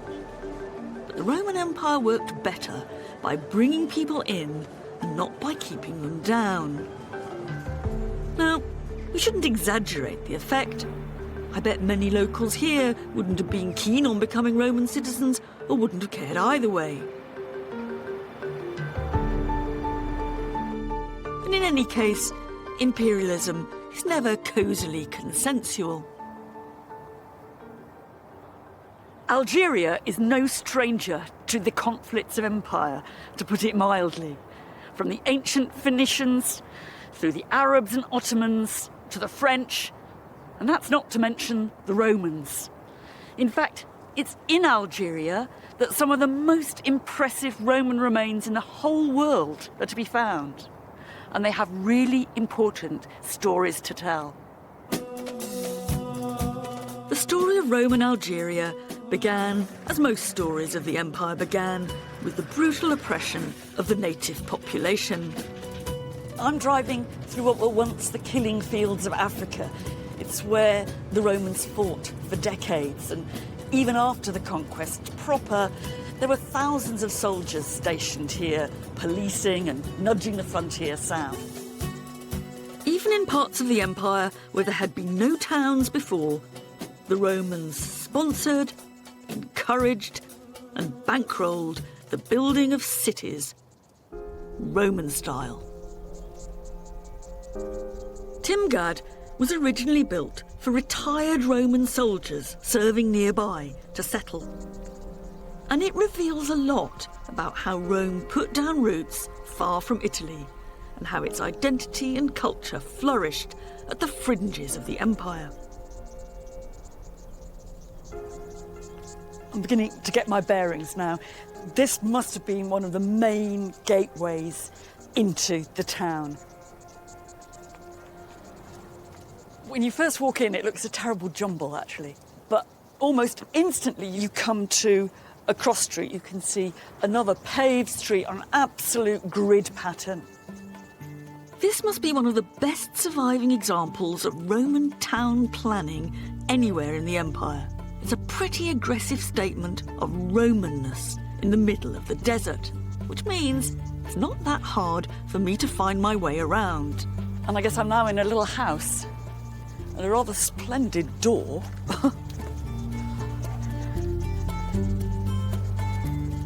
This is a truly regal set of Roman loos. It's on the standard multi-seater pattern. You get a little bit of privacy from these rather natty dolphins here. It's a nice thought, I think, that one of the poshest sets of loos anywhere in the Roman world still to be found in Algeria. Oh. What I've got in my sights now is a rather grand building coming up, the grandest we've seen, really, with a whole load of columns. Which is worth exploring, I think.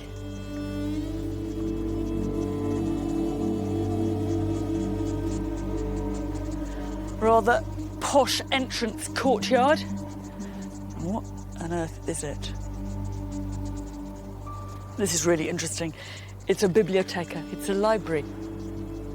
If that's the case, it must be. This is a very, very rare example of a surviving public, presumably, library from the Roman world. It's very smart. Sort of, it's quite interesting that we've come into this town and the first monument we really met is indeed a monument to culture, the public library. I think if I'd been a citizen of Timgad, this is where I would have spent my time if I'd been allowed. My guess is that this library was a pretty blokish community. It might have started off as a Roman soldier's retirement home, but within just a few generations of its birth, Timgad had expanded well beyond its original foundations, home to over 10,000 reasonably peaceful inhabitants of Roman, African and Berber descent.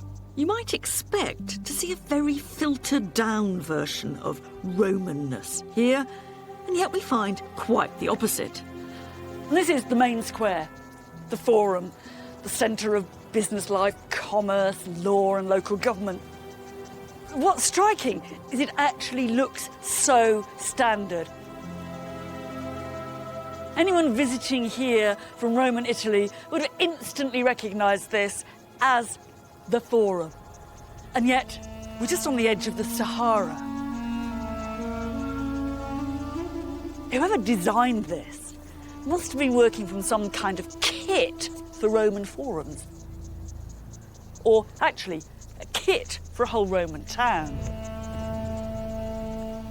You really do get the feeling that the people of Timgad are investing unusually heavily in high culture and in their Roman identity. All around the forum, all around town, there are thousands of inscriptions proclaiming the Romanness of the inhabitants. But the man who really caps it all for culture is this man, Vocontius. And it's actually written not in the usual capital letters that you see on inscriptions, but in the lowercase that you get in manuscripts. So it's as if you're reading a book here. Now, instead of the usual CV that you'd expect under his statue, you get an elaborate hymn of praise to Vocontius's culture.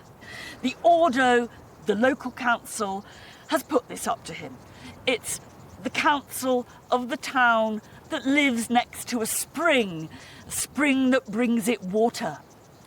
But Vocontius is a spring, they say, that brings them something more. He's their other source. What he's a source of is not water, it's culture, literature, and eloquence.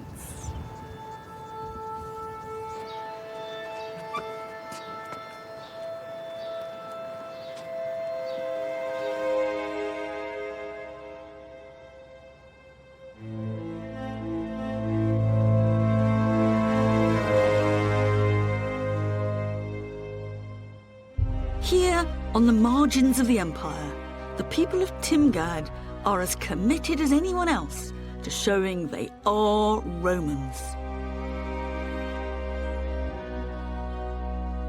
All these mosaics come from the floors of buildings in Timgad, and they give you some idea of what the original colour of the place must have been like.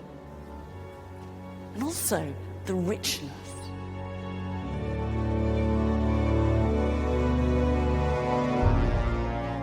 We might call this Roman soft power.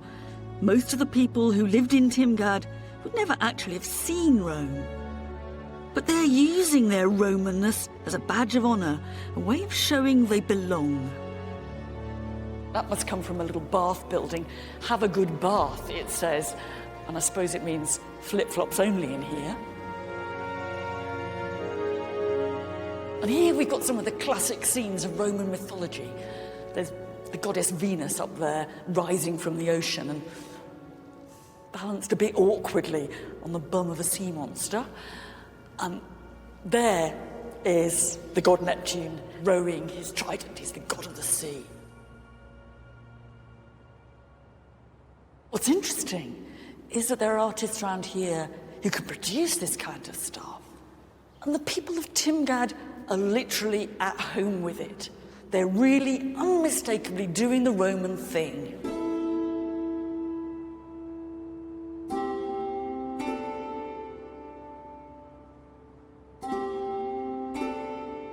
I'm sure there must have been awful quarrels going on here, but on the surface, Timgad looks a pretty happy little place, and that's summed up by this bit of pavement art.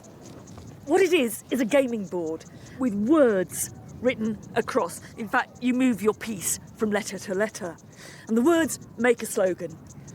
Venare lavari, hunting and bathing.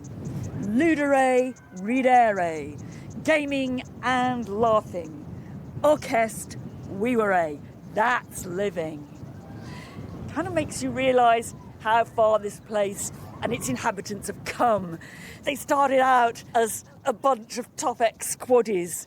A few generations later, they're not just hunting and bathing, they're bookworms in the local library, and they're visiting a rather posh local lavatory with dolphin fittings.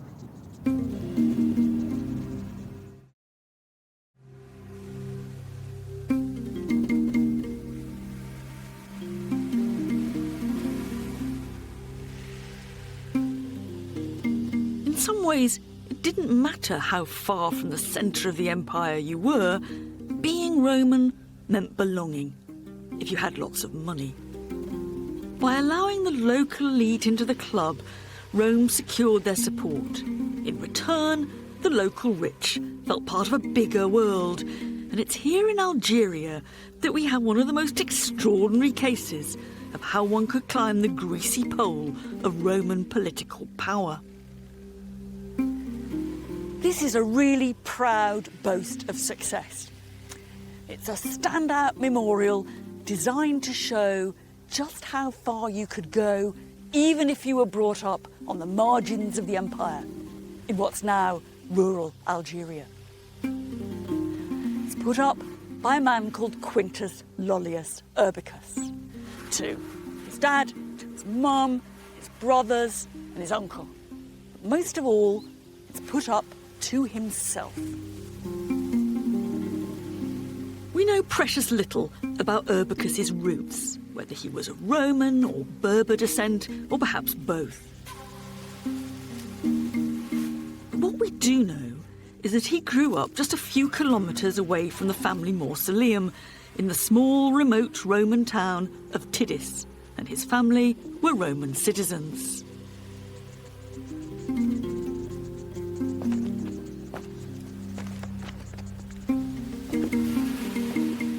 You can tell it's Roman because of all these winged willies. Even in its heyday, Tidis is unlikely to have had more than 1,000 inhabitants. It's more of a village than a town. And I doubt that it was particularly well known in Algeria. No one else in the Roman world would even have heard of it. This really must take the prize for being the smallest forum in the whole of the Roman Empire. Local offices there, loads of plinths that once carried statues of emperors and local bigwigs. This one was actually the statue of a rather important local Roman lady. But here was the statue to the biggest local bigwig of them all, Quintus Lollius Urbicus. The statue's lost, but you can see where his feet would have been, perhaps in marble, maybe even in bronze. And it's underneath that, on this plinth, that you find his CV written out. It's terribly abraded now, but you can just about feel the letters. You can see his name here, Lollius Urbicus. And you can see that, well, you can feel that he was consul, cos. And then underneath, you get loads of the other things that he did in his life, the offices he held. We learn that he was a bit of a war hero. He served in the expedition against Judea with the Emperor Hadrian, and he seems to have won military decorations, a sort of honorific spear and a golden crown. It's a bit like a Purple Heart or an MC. He's the biggest thing that ever came out of Tidis. He's the local boy who really made good, and no one made gooder. And round here, he would have been absolutely exceptional. What we've got to remember, though, is that there were thousands of people like Lollius Urbicus in the Roman Empire, going from provincial towns to make it big in the city itself and in the army. In some ways, for me, that's what's exceptional about the Roman Empire.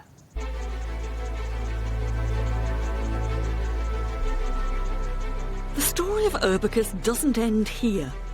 If we follow his trail, Urbicus takes us about as far away from Africa as you could possibly get in the Roman Empire.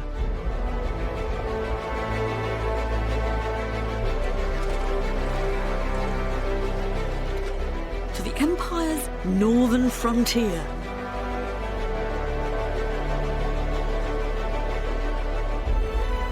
It's in Britain that a plaque was discovered, put up by a unit of the Roman army, recording some new building they'd just erected.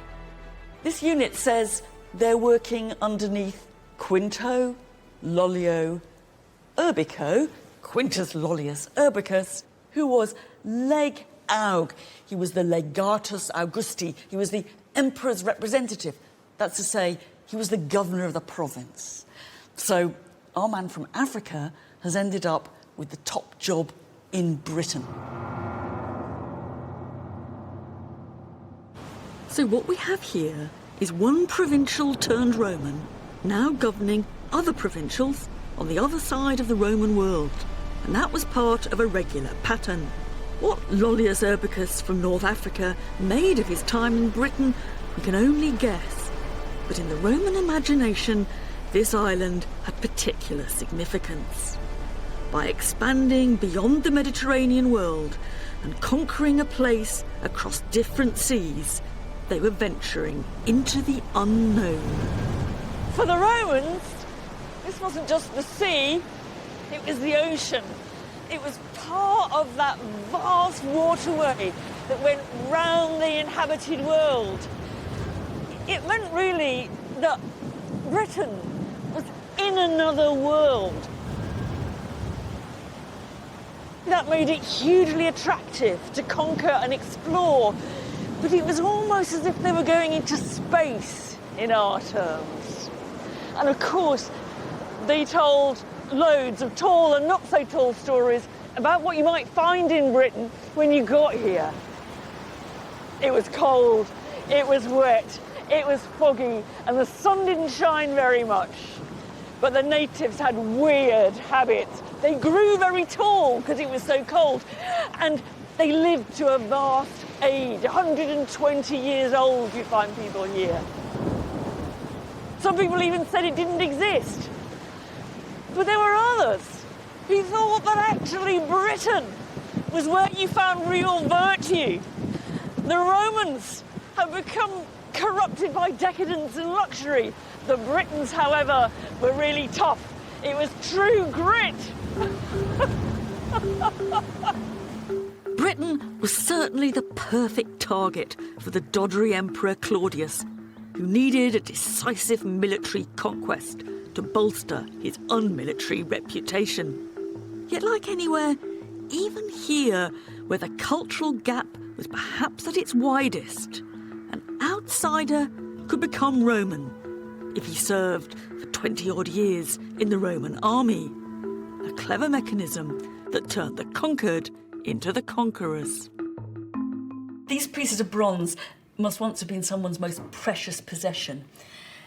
They belong to a man called Romulus. And what they do is they document the fact that when he completed his years of army service, the emperor had then given him Roman citizenship. I think what we have to imagine is that there would be some very big document on public display in Rome naming a load of people who were given citizenship. But individuals could get their own personalised little copy like this. It does a bit more than just give him citizenship. It's very clear about that. Civitatem. It also gives citizenship to his children, to his descendants, and if he's living with someone as man and wife, the wife gets citizenship too. But if he's a bachelor, then anybody he subsequently marries will get those same rights. Provided, it says, there's no polygamy going on. Dum taxat singuli singulas, as long as it's kind of one each, which I think is probably an attempt to stop any sham marriages for immigration purposes.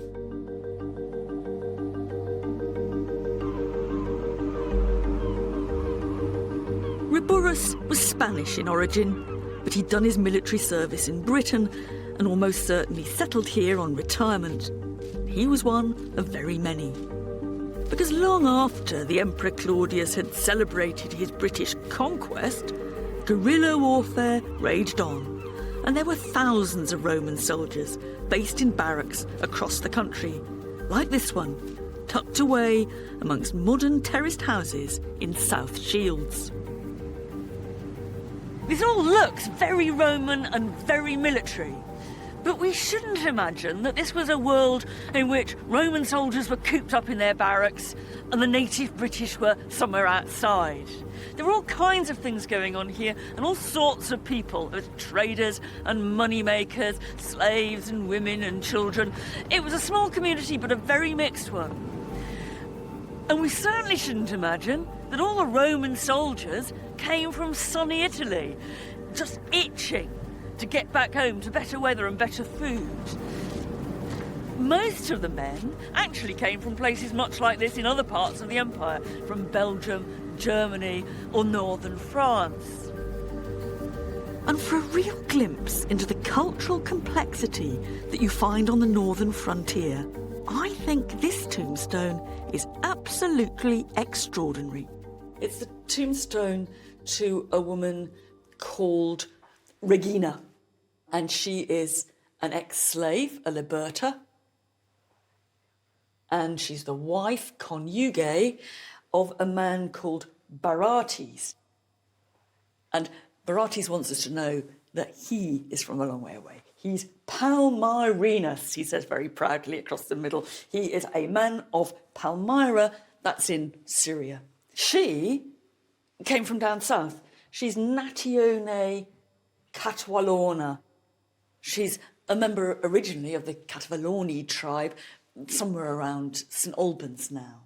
Interestingly, underneath, we've got another text written this time in Palmyrene. Now, my Palmyrene's a bit rusty, but I'm assured it says, Regina, the ex-slave of Barbatus. Alas, how much I miss her. But that's not all there is to it. The image, too, has that kind of cultural mishmash to it.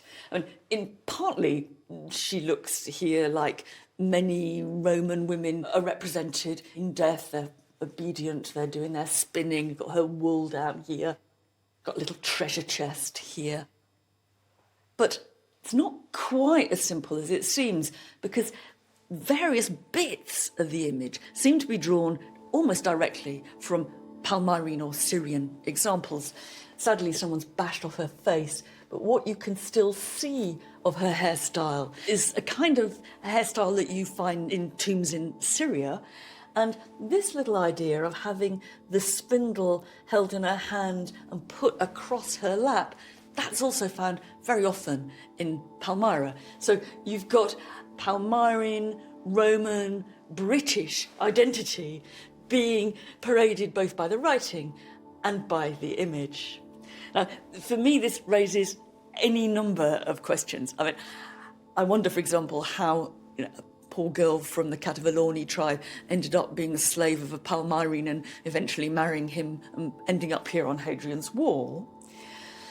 But I wonder even more, really. I mean, did this couple stick out in 2nd century AD South Shields? Did people sort of think that their relationship was noticeable, or did they just blend in with a lot of other people who were enjoying very kind of mixed relationships? And what language do we think they spoke at home?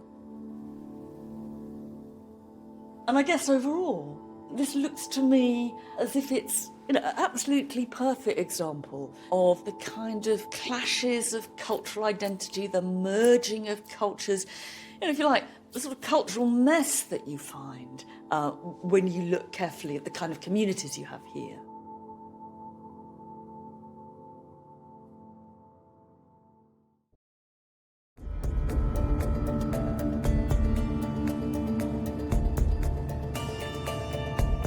This is about mobility of people.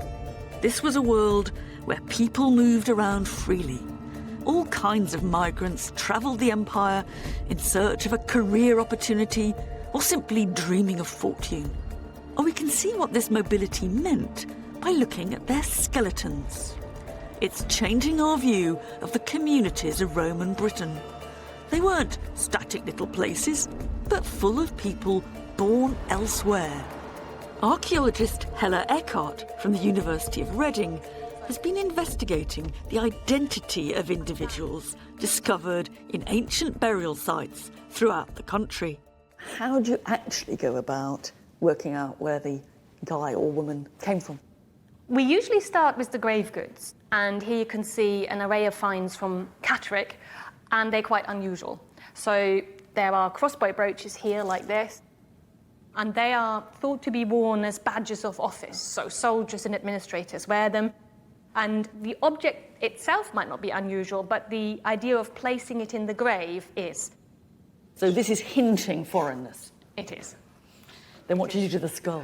So what we do is the skull is we will test the teeth. So we will look at the molar and we will test the chemical signature preserved in the tooth enamel, and it will tell us what was the geology like where this person grew up. So when my teeth were forming, when I was kind of 3, 4, 5, what I was eating and drinking, it kind of gets locked inside the tooth enamel. That's absolutely right. It's like a chemical fingerprint. The water relates to the climate, so if you grow up in a hot coastal North African climate, that will look different chemically to a continental cool climate like Germany or Poland.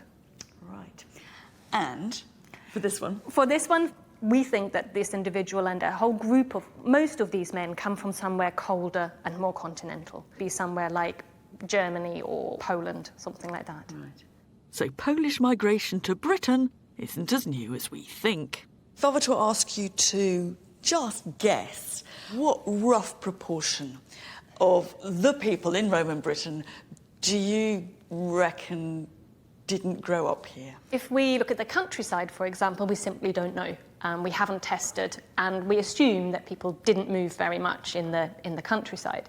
But for the cities, which is where our work has been, we think 20 to 30% of the ones we've sampled may be incomers from outside of Britain. So quite a significant proportion of migrants doing what? The cities are very mixed and diverse, and what they seem to be doing, a lot of these individuals are in quite high status roles. So the lady from York has very rich grave goods. These individuals, they all have these crossbow brooches and their belt fittings, so they're probably soldiers and administrators. They're running the Roman Empire. So our picture of Roman Britain has to be, it's not just that there are cities, it's that there are cities with a very different sort of community than you could ever possibly have found, you know, a couple of hundred years before Absolutely. the Roman invasion. Yeah.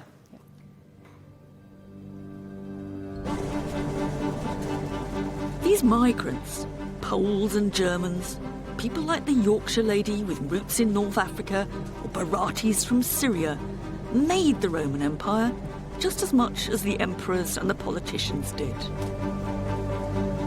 And it isn't just a question of moving around the empire. It's also people from the provinces making it to Rome and getting to hold the highest positions of power in the capital itself. In our terms, the Roman ruling class was strikingly ethnically diverse. But we shouldn't conclude from that the Romans were all sugar-coated liberals. When they felt like it, they could be just as xenophobic as anyone. And we can see that from an extraordinary survival in the French city of Lyon, that's to say, in Gaul. It's all related to a proposal of the Emperor Claudius, the same man who took Britain as his trophy. He stirred up a real hornet's nest in Rome when he suggested that Gauls should be allowed into the heart of Roman government. Claudius ran into all kinds of objections. Some people complained that the Gauls had only recently been vicious enemies of Rome, and others said they didn't much fancy kowtowing to a load of nouveau riche men from the backwoods. What's amazing is that we still have a word-for-word transcript of Claudius's reply, later inscribed on bronze and put up in Gaul. The interesting thing is that Claudius justifies his policy by going right back to the very beginning of Roman time, when he says, alieni et quidam externi, aliens, foreigners, and some outsiders already came to Rome, and that's going back to the time of Romulus. Now, to be honest, Claudius's speech is a bit nerdy, and he grindingly goes through every example he can think of foreigners coming into the political structure of Rome, people who Romam migravit, the people who came as migrants to Rome. But objections or not, Claudius got his way, and the Gauls were incorporated into the power structure of Rome, and that was really the standard pattern. One notable exception was Britain. We don't know of any native Brit who made it big at Rome.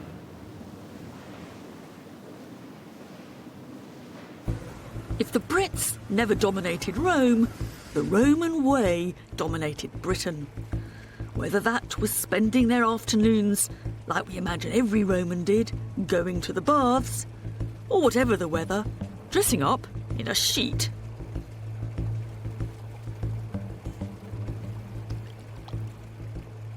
Some locals probably just didn't get all this bathing stuff or take to wearing the toga. But some must have relished the fun you could have here, and some probably got a bit too hooked in the kind of, is that a toga version 5 or a version 6 you're wearing? And that's exactly what one Roman writer, referring to Britain, has to say.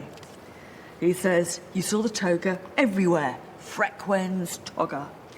And they took to baths and to elegant dining, and they called it culture. But it was really pars servitutis, part of their enslavement.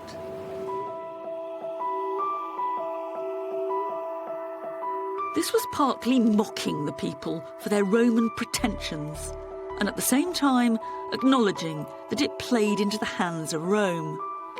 But the cultural interactions are more complicated than that. Here in Roman Bath, long before the Roman invasion, the local population had worshipped the goddess Sulis at these hot springs. After the conquest, the Romans saw her as the equivalent of their own goddess Minerva and addressed her by that name. She began to be called Sulis Minerva, a hybrid god, combining both identities. But was she really native, or was she Roman? What's left of the facade of the temple tells us a lot about the world of Roman Bath. Some of it is really very, very Roman, but not all. It looks as if in the middle of the gable, the sculptor has been asked to do an image of the shield of the goddess Minerva, which in Roman mythology had at its middle a sneaky-headed female figure, the Gorgon, looking out. That's fine, except what we've got here is a bloke with a moustache. Now, so the question is, has the sculptor just got it wrong? You know, has he failed to be properly Roman? Or has he perhaps refused to be entirely Roman? And is this Sulis, creeping in? Or is it actually something a bit more interesting than that? Is this really a new hybrid culture for a new Britain? In the merging of Roman and pre-Roman images in art, in the worship of dual gods, and in the cultural mix of its towns and cities, what we're beginning to see is the emergence of a new identity in Britain. Perhaps we shouldn't think of these people as being either native or Roman. Perhaps being Roman here meant something new altogether, that is, British. When the Romans invaded this island, it was home to thousands and thousands of people. Lots of different groups, each one thinking a little bit of it was their own. It wasn't a political unity in any sense. That's what the Romans tried to make it. And in that sense, they didn't just find Britain, they didn't just conquer it, they created it. And it's thanks to the Romans that we have London. London was a brand new Roman city. Basically, there was just open country here before. And it's actually thanks to the Romans that London became the capital city, stuck down here in the southeast, with all the disadvantages and advantages that brings. And what's amazing is if you dig down underneath the later buildings that we now see, you find all kinds of elements still surviving of the Roman city itself. For us, that's the Guildhall, but it's where the Roman amphitheatre once was. And underneath here is the Roman Forum. That's the city centre. It's supposed to be one of the largest public buildings north of the Alps. Most people here are looking at the Tower of London. Behind them, they'd see part of the Roman wall, 1,000 years older. But we can't ignore that all this was bought at the price of violent conquest, and that not everyone in Britain and the other provinces of the empire were busy happily embracing their new identity. In fact, one of the heroines of British national culture is a rebel and resistance fighter against the Roman occupation. She's Boudica, the wife of a local king who'd actually got on rather well with the Romans and had left his kingdom to them. The trouble was that the Romans took over their inheritance with terrible brutality. They flogged Boudica and they raped her daughters. Boudica seized her chance and led a revolt, storming London and other Roman towns and burning them to the ground. On one occasion, Boudica's forces are supposed to have cut off the breasts of the Roman women and sewed them into their mouths when they killed them.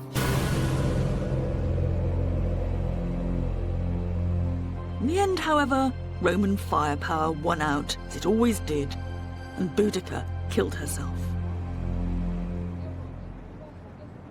The strange thing is, a couple of hundred years ago, Boudica, that virulent opponent of the Roman Empire, was reinvented as an ancestor of the British Empire. The words on the base of her statue say it all. Basically, don't worry, Boudica, your descendants will conquer more territory than those Romans ever did. I have to say that, for different reasons, a bit of my heart's invested in Boudica, the tough woman who stood up to the might of the Roman Empire. But my head says a bit different. I'm sort of ashamed to say it, but I'm kind of glad she didn't win. Even if the Romans were exaggerating about her crimes, she was a brutal terrorist. And what sort of place would this have been if she'd got her way? I often find it hard to decide which side I'm on, Romans or rebels. But one thing's for sure, Romans had to fight to maintain a hold over Britain, and the island was always something of an awkward and exotic possession.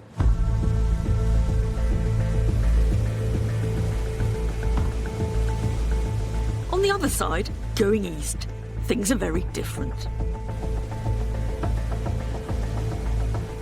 The Greek world, which also included what we call Turkey and much of the Near East, cities, urban living, and long-standing relations with Rome had existed for centuries. Becoming Roman here took a very different form. All the same, there was still a desire to make sense of the brave new world to which they now belonged. I'm in a place that I haven't been for almost 40 years. It's Aphrodisias, the city of the goddess Aphrodite. And it's very special because it's probably the place in the whole of the Roman Empire where you can see better than anywhere else how it was that people outside Rome represented the power of Rome to themselves. And we can see how the two civilizations of Greece and Rome came together and what the empire looked like from the Greek side. People in the eastern part of the empire went on speaking and writing Greek like they had for centuries. The Romans didn't make them change to Latin. They went on being Greek under Rome. They went to Greek plays, they read Greek books, they worshipped Greek gods in Greek temples, and they did something the Romans rather disapproved of: naked athletics, in stadia like this one. This is the 30,000-seater stadium of Aphrodisias. In contrast to the new towns and cities that sprung up in Britain and Algeria, here there are at first sight few clear signs of specifically Roman culture. But if we dig beneath the surface, another story begins to emerge. It takes a bit of a leap of the imagination to imagine the scene of Greek athletics going on underneath all this long grass. But that's what happened here. But it wasn't the only thing that happened here. It's always worth looking very hard at the details on these big lumps of stone. We can see some strong hints of a very Roman kind of use. All along the front row of the seats, there are these little fixings. There's a hole here which must have taken rope, and there's some kind of wedge here which presumably took a post. What these are part of a structure of ropes and posts and nets which keep the audience safe from something dangerous going on in the stadium. Now, that's not athletics, that's animals. What we've got to imagine is that sometimes the people of Aphrodisias were showing up here to watch the very Greek sport of athletics. Sometimes they showed up for the characteristic Roman entertainment of gladiatorial combat and wild beast hunts. So this stadium is kind of dual use, and it shows just how much this Greek culture is incorporating bits of Rome.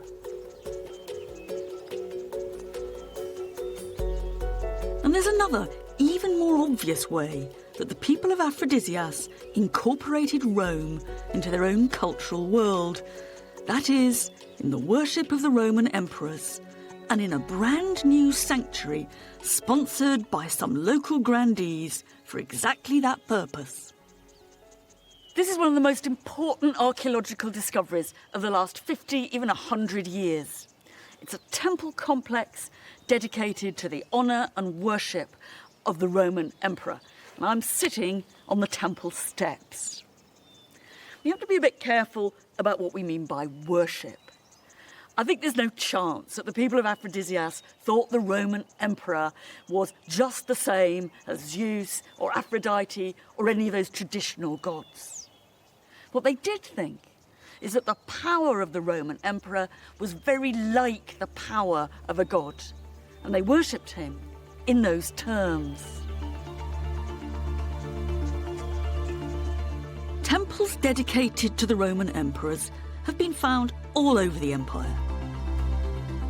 But what made this discovery so special was that it was loaded with sculptures. Represented are the emperors, their families, images of the traditional gods and myths, and the conquered provinces imagined in human form. This wasn't simple flattery of the central power, though there was no doubt a bit of that. This was a local initiative designed for a local audience, setting in stone their own interpretation of the Roman world and their place in it.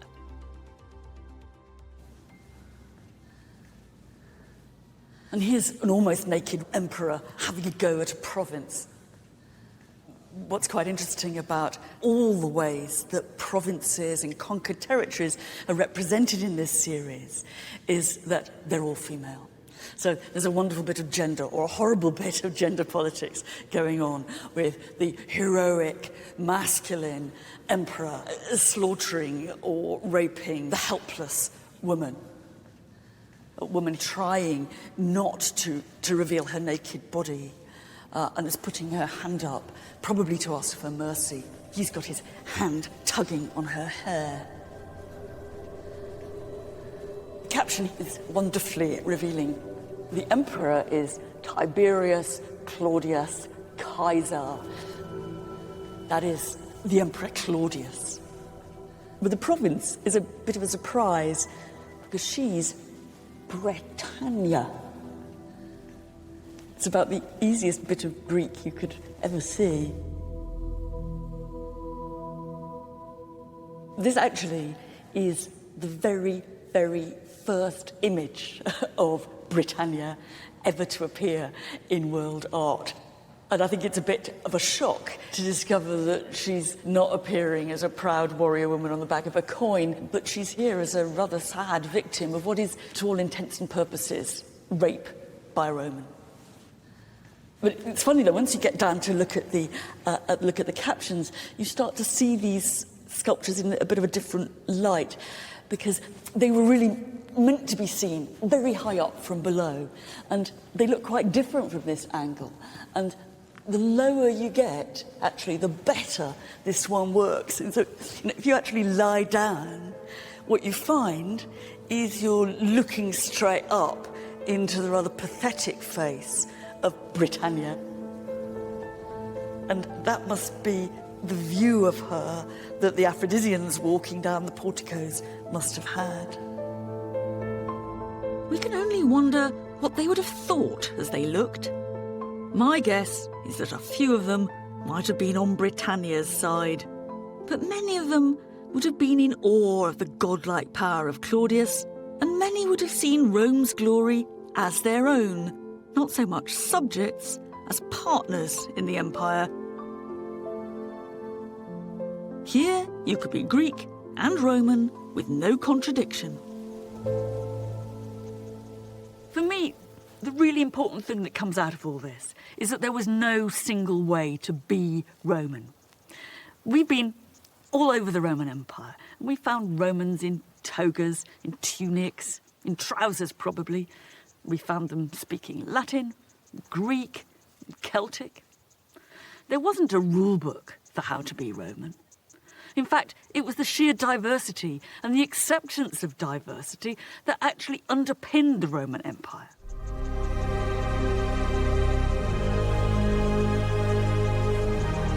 Whether you came from the margins of the empire in the east, its northern frontiers, or the fringes of the Sahara in the south, if you were a Roman citizen, you had the same rights and privileges as a citizen in Rome. And that was radical and new, an idea still worth cherishing. Rome's extension of citizenship was one factor that gave its empire unity. Something few empires before or since have managed. But one man would put that unity on an entirely new footing. The Emperor Caracalla was born here, in Lyon. And he's gone down in history as an awful brute. He started his reign by murdering his brother, a bit like Romulus. But in this case, the poor lad was sheltering on his mother's lap. And things went on from there. But in 212, he changed the world. He gave full Roman citizenship to every free inhabitant of the Roman Empire. About 30 million people became Roman citizens at a stroke. Why he did it, we haven't a clue. By the look of him, I don't imagine it was simple generosity. All the same, it was the culmination of the Roman project of incorporating outsiders, extending citizenship, and making the Roman way of doing things seem universal, even natural. After 1,000 years, in a way, this was the triumphant finale of that project. But the truth is that when they became all the same, the Romans soon found new ways to divide and exclude.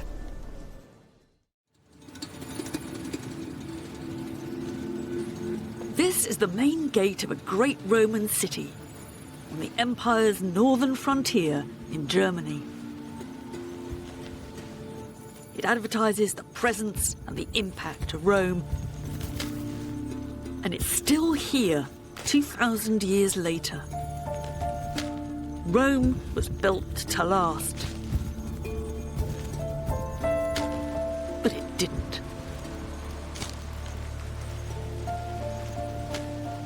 One of the biggest puzzles about the Roman Empire has always been what caused its decline and fall. Historians have been debating that one since the 5th century AD, and we still haven't agreed an answer. There are all kinds of theories, from the sensible to the silly. Was it the invasion of barbarian hordes? Or was it galloping inflation? Was it corruption, public and private, too much sex? Or maybe too little sex? Or was it the lead in the water pipes, gradually sending them all mad? Happily, this isn't a multiple choice test. And one thing's for sure, it's all intriguingly complicated. So bear with me.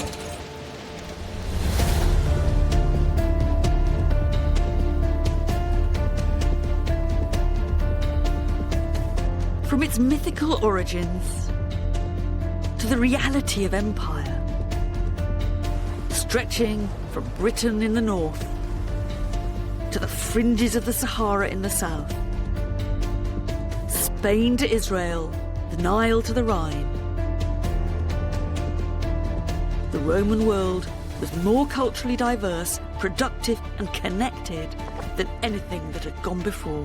We tend to joke when we say all roads lead to Rome, but actually they did.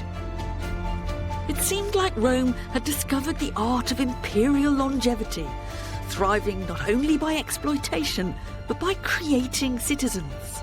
And at the very top of the pile was the emperor. We'll probably have to kiss his feet. But the Roman Empire was more vulnerable than it looked. There was conflict and there was resistance, both from the outside and within. This was Romans attacking Romans. So why did the Roman Empire come to an end? Or did it?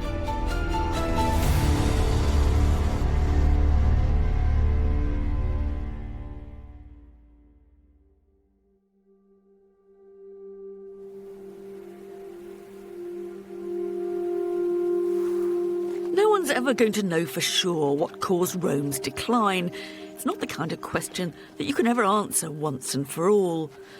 But I'm going to unpick a story that makes sense to me. And I'm starting at one of the most recognisable and puzzling monuments in the Roman world. The 115-kilometre-long Hadrian's Wall that spans northern Britain. Built in the 2nd century AD, when the empire was at its widest, what its construction hints to me is a shift in the way the Romans saw the empire and what happened at its boundaries. In some ways, Britain was Rome's Afghanistan. The Romans always found it terribly hard to get the upper hand, particularly in the north of the country. It wasn't that there were loads of pitched battles between Romans and barbarians, but there were decades of terrorism and guerrilla warfare. The wall must have been something to do with controlling that. But it was never a straightforward defence against the enemy. It was more a Roman statement. This really is an aggressive structure, ploughing through the country from one side of it to the other. It seems to me there's two things going on here. First of all, it is a major symbol of Roman power, and it's speaking to those people out there to the north and to those down there to the south.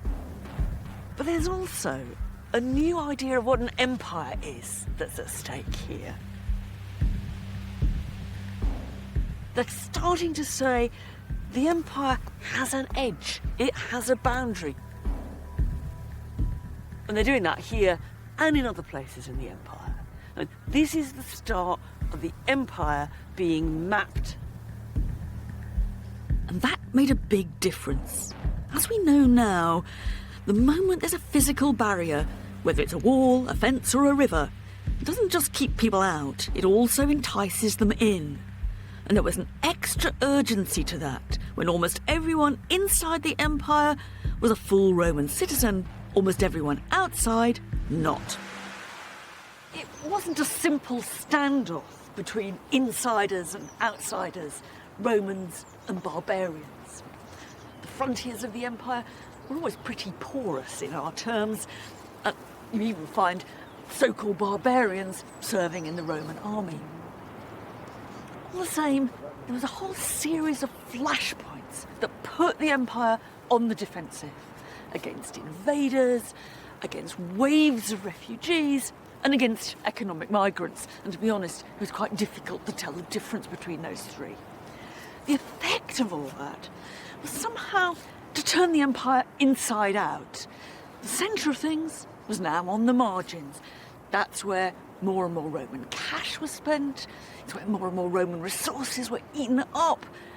And it's where the decisions that really mattered were taken.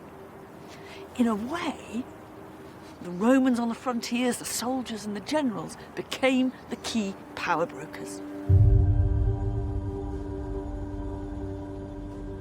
The change was dramatic. In the 3rd century AD, emperors were usually raised to power by the legions, with little or no reference to the authorities in Rome itself, and they didn't last long either. Most of them barely had time to issue some coins and put up some statues before they were gone, often assassinated by the supporters of the next guy on the throne. One of this lot was Elagabalus, parachuted onto the throne by his granny and an army legion. If you believe the stories, he was a nasty piece of work, making Nero or Caligula look like pussycats. Bellissima. He was particularly well known for his flamboyant banquets. A meal with him was an experience to die for, and sometimes literally. The food was about as far out as you could get. Nightingale's tongues and ostrich brains were particular favourites. But it was artful too. He was particularly keen on colour-coded banquets. All the food in blue or in green. But there were risks. If you were at the bottom of the pecking order, you didn't get real food at all. You just got model food in wood or plaster. And all you could do was look at it. And on one occasion, he showered so many rose petals on his lucky guests that they smothered and didn't get out alive.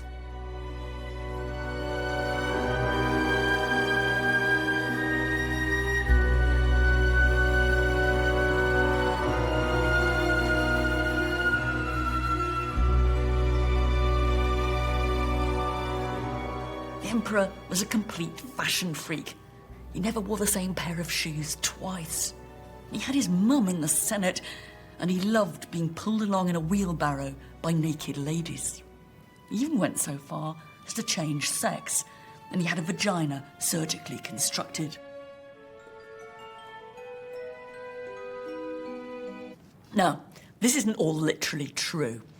For a start, Elagabalus was only 14 when he came to the throne. At best, it's a fantasy about what it might be like having a very difficult teenager as emperor. At worst, it's black propaganda, invented after he'd been deposed. But there's a logic to it. It's a fantasy about a system under threat. The idea that the man on the throne was completely bonkers was saying more about the way the system was imploding than about the man or boy himself. But the Romans didn't just sit and watch it all happen.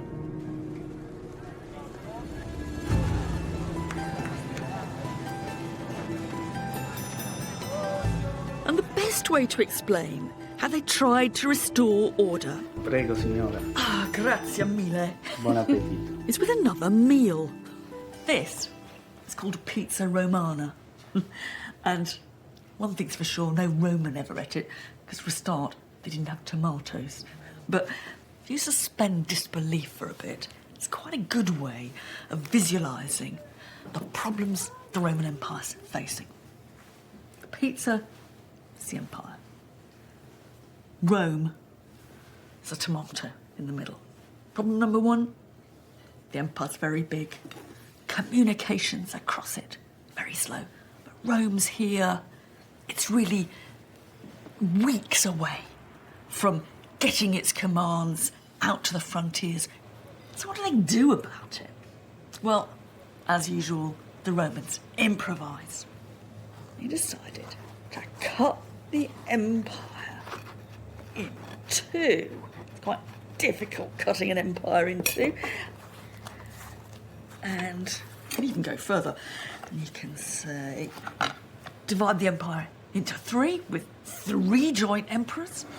You can even divide it, you can even cut it, you can even divide it into 4 with 4 joint emperors.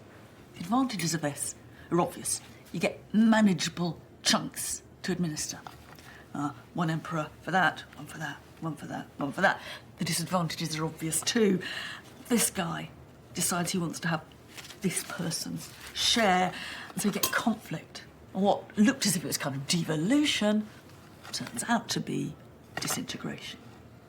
The other problem they deal with is what to do about Rome. And here we get another kind of devolution. You get a series of mini capitals, and these are the olives, for different parts of the empire. That one, let's say, is in the east, that's Nicaea, it's Trier in Germany, or Ravenna or Milan in Italy. And those cities can be administrative centres for the different bits, and that makes all the kind of problems of communication and so forth much easier. What to do about Rome in the middle, when all the decisions really are being made in these other capitals? Well, the answer is that Rome stays looking lovely, it stays being a grand symbolic centre, but it's not really doing anything. In a way, this poor old tomato has become a bit of a white elephant. The city of Romulus no longer controls the Roman world. Of course, it remained hugely symbolic, but some emperors ruled their slice of territory without ever even going to Rome. One-man rule, established by the first Emperor Augustus, was for a time devolved to multiple emperors in a divided empire. And this is the grand imperial throne room of the mini-capital at Trier in Germany. It's a building with some powerful messages. It's telling us, for one thing, that Rome was no longer the centre of Roman power. But in its modern reincarnation, there's a clue to an even bigger revolution that was taking place within the empire. It was later converted into a church, and as we'll see, that was no accident.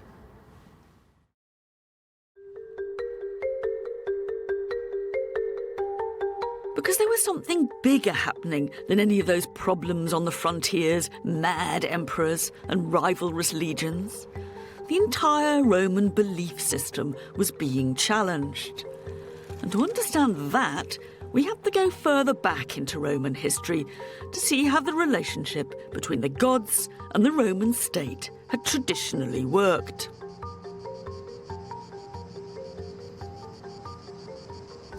This is a Roman temple. You wouldn't come here for services or to be preached at. You wouldn't come to get married or to be part of a congregation. The chances are it'd be locked up most of the year anyway, guarded by some grumpy custodian. But if you did get inside, one thing you certainly would have seen is a statue of the god. That's the basic function of a Roman temple, to house the divine image. And that's what temples were often called in Latin. Ides, houses. And temples were everywhere.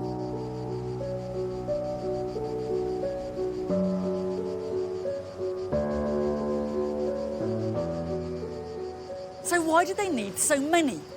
Well, this one was put up to the god Hercules in the middle of the 2nd century BC, almost certainly with the profits of Roman conquest in the east. And that was a common pattern. A general in the middle of battle would vow a temple to the god if that god would grant him victory. And when the general returns to Rome successful, he uses part of the spoils to finance the building. In a way, temples are public reminders of the god's support for the Roman state, and they underline the axiom that Rome can only be successful if it keeps the gods on its side. And gods is, of course, plural. It might seem obvious, but there were loads of them. And to us, the interaction between them and the Romans can look a bit contractual, even mechanistic. The Romans didn't believe in their gods. They didn't have internal faith in our sense. They simply took it for granted that the gods existed and would help them out so long as they fulfilled their side of the bargain by erecting temples or, above all, by sacrificing to them, usually animals, whether bulls, pigs or sheep. And we can glimpse how important that was in this once splendid sculpture, now a bit stranded in a Roman backstreet.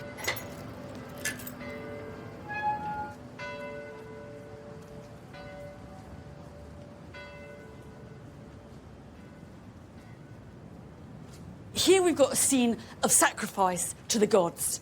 On the lower panel, there's a bull actually being slaughtered. And above, the emperor is pouring some kind of libation onto an altar. You can find hundreds of scenes like this across the Roman Empire. And the point they're making is that one of the functions of the emperor was to manage the relationship between humans and the gods. Religion and politics were bound up together.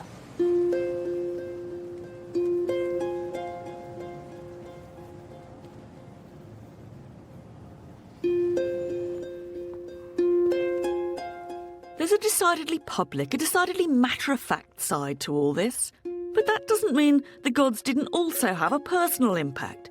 On the contrary, they permeated the lives of the Romans. It was a world full of gods. This collection of miniature gods and goddesses takes us right into the world of personal religion. These are private objects. There were thousands of them across the Roman Empire, in people's pockets, on their mantelpieces at home, in temples and in shrines. They're kind of like everything from fridge magnets to objects of devotion, all rolled into one. This was an incredibly complicated religious world. We're not dealing here with 12 gods and goddesses sitting up on Mount Olympus, each with their own job to do. Venus, the goddess of love, Mars, the god of war. That's what I learned at school, but it's very misleading. This is much more a question of a whole range of different divine powers which control the world in different ways and help us make sense of it. That might be questions of where did human life begin, or much more practical things like, will I get across the sea safely? In that case, you might have decided to turn to the god Neptune, the god of the sea, but equally you might have approached Minerva, who had to do with the craft of seafaring, or Hercules, who protected humanity in their struggles against adversity. Or you might equally have turned to Mercury, the god who helped you get places and helped you make a profit. This was an extraordinarily flexible religious system in which people made their own religious choices and they created their own religious world.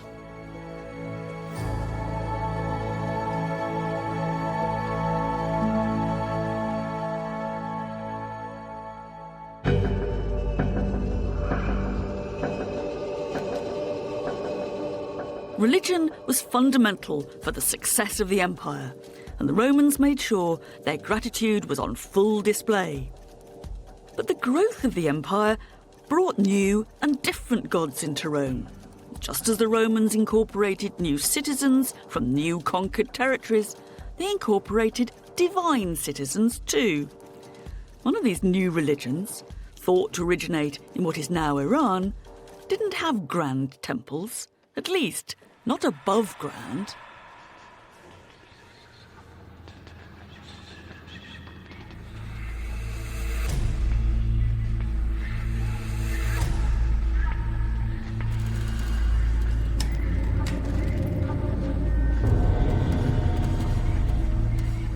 This is a wonderfully preserved temple of the god Mithras on an absolutely standard pattern all across the Roman Empire. They look a bit like this.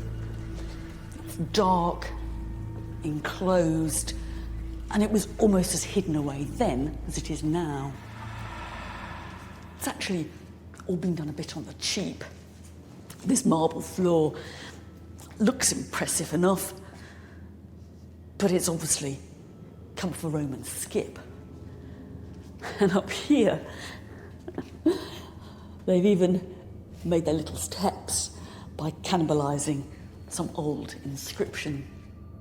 Using whatever they could lay their hands on, they created an underground religious world, a cave, which was thought to be an image for the cosmos itself. This was a place where people came together to worship. The worshippers would have reclined here just as if they were dining, and presumably whatever ritual went on in the middle. To judge from the image of Mithras himself, usually shown killing a bull, animal sacrifice was central, even if other details are pretty mysterious.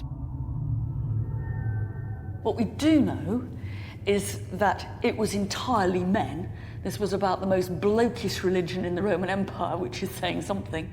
It was also a religion of initiation. You went through a series of stages or grades of initiation and getting closer all the time to a vision of the divine truth. The best clues to the strange world of Mithras comes from the imagery salvaged from several of his temples. You've got Mithras himself plunging his dagger into the side of the sacrificial bull, and he's wearing a very distinctively shaped Persian hat, signalling that he comes from the margins or outside of the Roman world. And there's something, I think, about the exoticism of all this, which must have been part of its attraction. But exotic or not, it still fitted comfortably enough in the Roman world of polytheism. Real problems began when monotheistic religions came into contact with Rome. The worship of just one god and the exclusion of all others was something that went against basic Roman assumptions.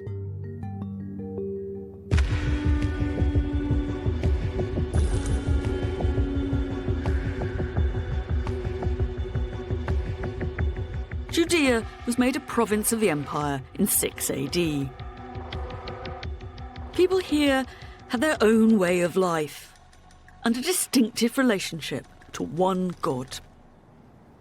So when the Romans took over with a very different set of assumptions, a clash was almost inevitable. A mixture of politics, local infighting, and religious conflict ended when the Romans destroyed the temple in Jerusalem. And that triggered a 6-year-long full-scale Jewish revolt. יומם השמש לא יככה, וירח בלילה.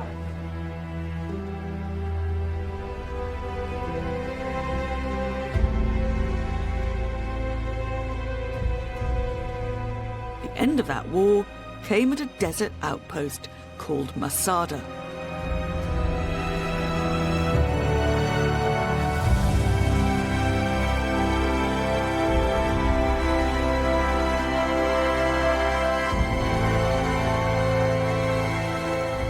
In this remote spot, King Herod, one of Rome's earlier allies or collaborators in Judea, had built an extravagant palace where he could dine and bathe in true Roman style. you would be disappointed to know that the place is now famous for much bloodier reasons. The final showdown between the Jews and the Romans happened hours away from Jerusalem, here in the middle of the desert. There was a breakaway group of about 1,000 Jewish extremists. They were terrorists in the eyes of some Jews, as well as the Romans. And they'd seized Esada, and they were holding out there years after the temple in Jerusalem had fallen.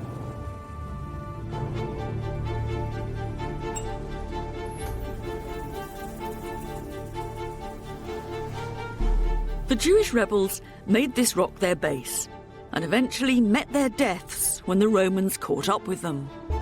To understand what happened next, I'm meeting historian Greg Wolfe in the ruins of the old palace. These forts look very impressive laid out as they are below. But at the time they were built, Jerusalem had fallen, the temple was destroyed, there's no opposition anywhere else. There was still a small group of people holding out up here for years. They're almost forgotten until a Roman governor decides he really ought to sort it out, and he sends the legions here. And so this is what we see here. It's a trace of a cleaning up operation. You can still make out where the forts and the siege wall are. And at a weak point in the cliffs, a ramp was built for a battering ram, and the Romans broke through the rebels' defences. One Jewish rebel, turned traitor, then Roman historian, recorded what happened next, although his version of events has long been disputed. We have this extraordinary story told by a very, very unreliable source who says that when the Romans got up here, when they built their ramp, their siege ramp, they came in, what they found was no living person. Nearly 1,000 people who'd been up here had, in some kind of mixture of suicide pacts and self-slaughter, had just gone, and there was nobody left except for piles of bodies and enough food to show they could have held out forever. But if this is true, who knows? It's become a powerful modern myth. So it's a story of heroic self-sacrifice for the cause. Self-sacrifice and no surrender, and that's what Masada means now, no surrender. Only a handful of bodies have ever been found here, and who they were is unclear. But the story of rebels who preferred suicide to enslavement lives on, and Masada remains a symbol of Jewish resistance. The conflict behind all this is often framed in religious terms, but the truth is more complex. You'd expect some kind of clash, wouldn't you? Because you've got a culture in Judaism which insists that there's only one God, dealing with a Roman imperial power that insists there's lots of gods. I mean, that appears irreconcilable.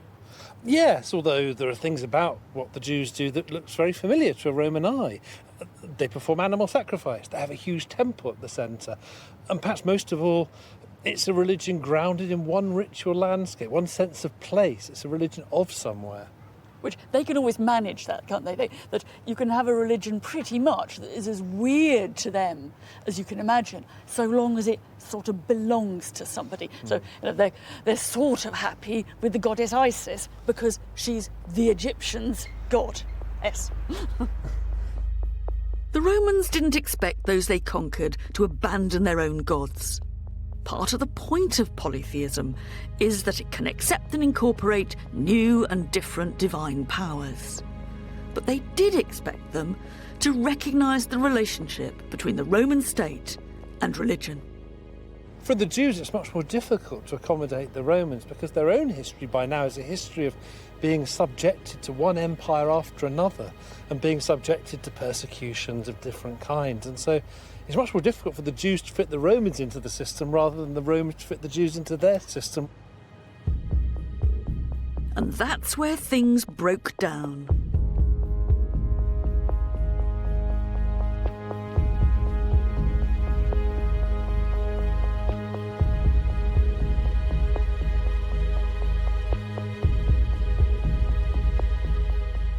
Over the next 200 years, there were more bloody chapters in the history of Jews and Romans. But to see it from the Roman point of view, What's just as remarkable is how far they managed to accommodate Judaism within the empire. They used taxation as a means of control. Roman emperors received delegations and complaints from Jewish communities. Individual Jews progressed high up in the Roman administration. And in many ways, Judea was a prosperous little Roman province. But for one offshoot of Judaism, and that's Christianity, it was to be a very different story.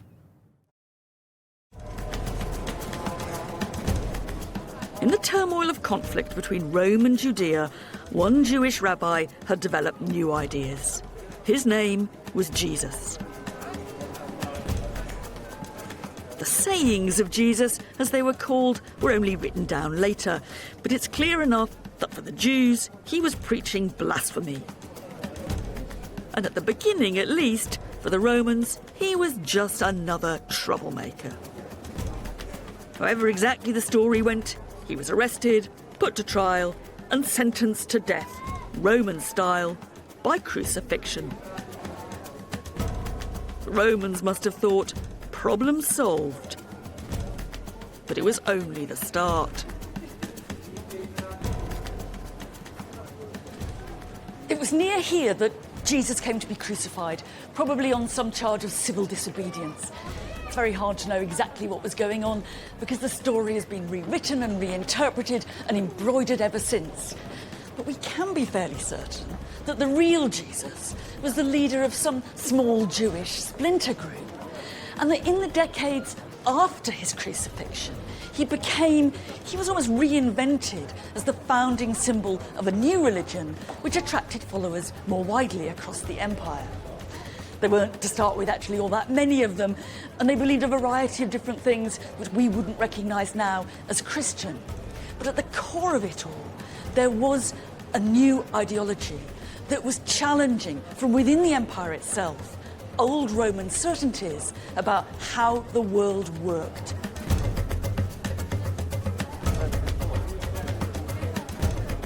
Today, Christian pilgrims from all over the world flock to Jerusalem to visit the spot where Jesus was buried. In the appropriately named Church of the Holy Sepulchre.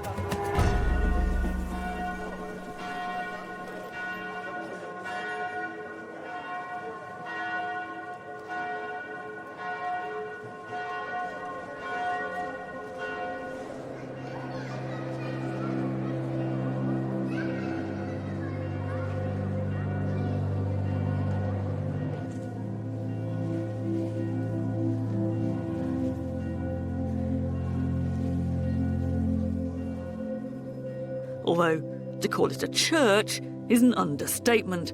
Under one roof, a bewildering array of Christian sects fight to be heard.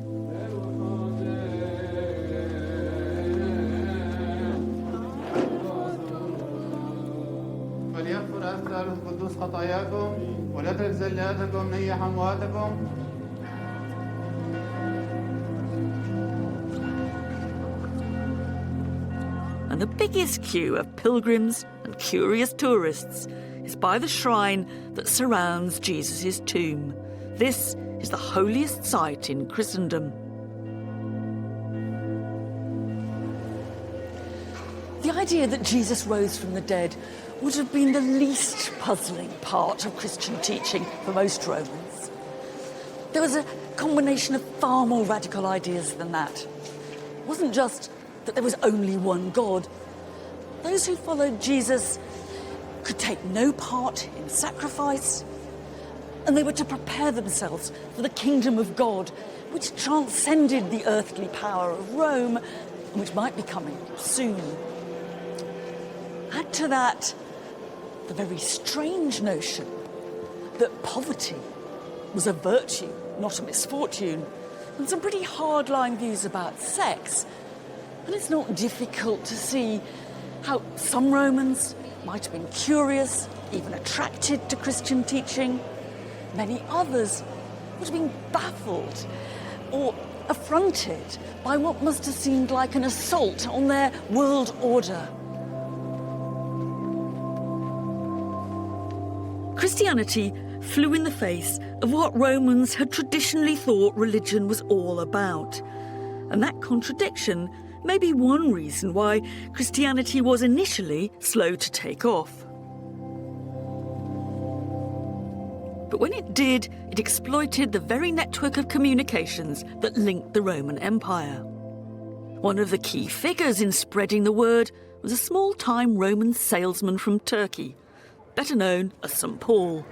Jesus himself wasn't a big traveller, but Paul not only got everywhere across the eastern Mediterranean, he also used the long-distance mail as a way of broadcasting to far-flung Christian communities.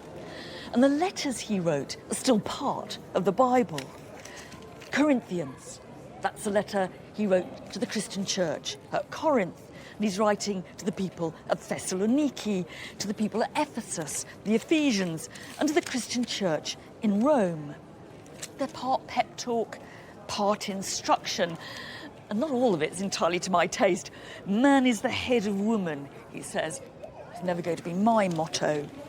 But what does strike me are the geographical horizons that these letters display. He talks about being in Macedonia and going to travel to Ephesus and then move on to Corinth. It's the connectivity of the Roman Empire that these Christians are exploiting.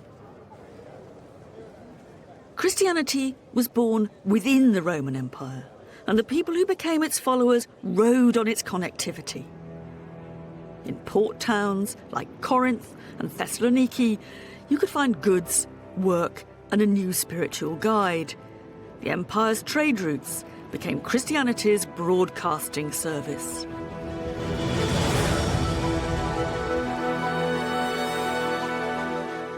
Years after Jesus' crucifixion, there were small groups calling themselves Christian across the empire and in Rome itself.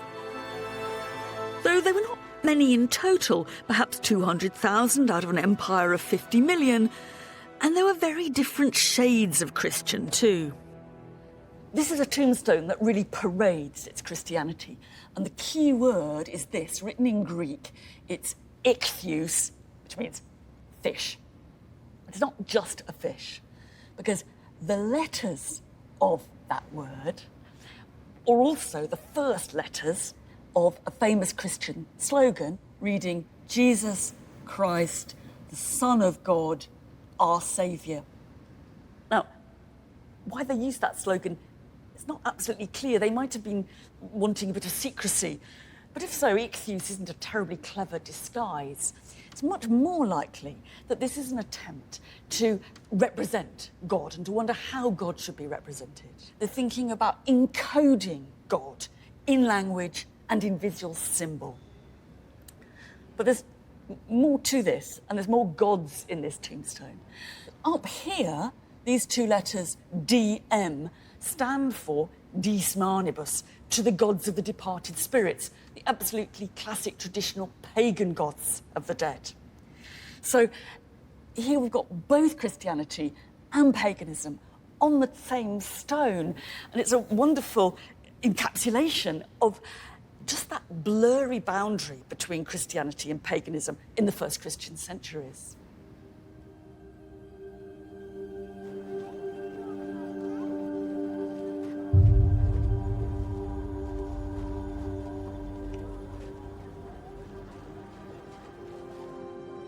Most Christians in the Roman Empire probably inhabited that blurry boundary.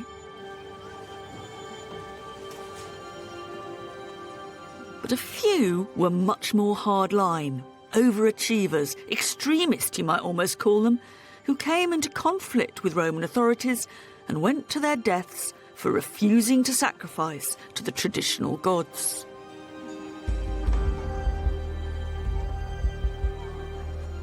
One spring day in 203 AD, a young Roman woman, the mother of a small baby, was thrown to the wild beasts in an amphitheatre not unlike this one.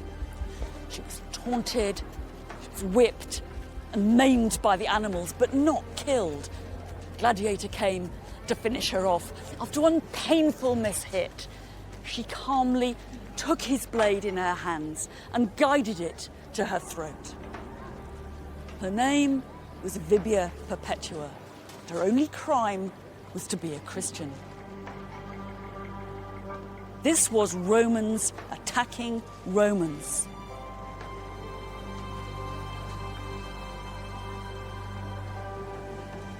We tend to assume that Romans loved the spectacle of Christians thrown to the lions in the amphitheatre, but it really wasn't quite that simple.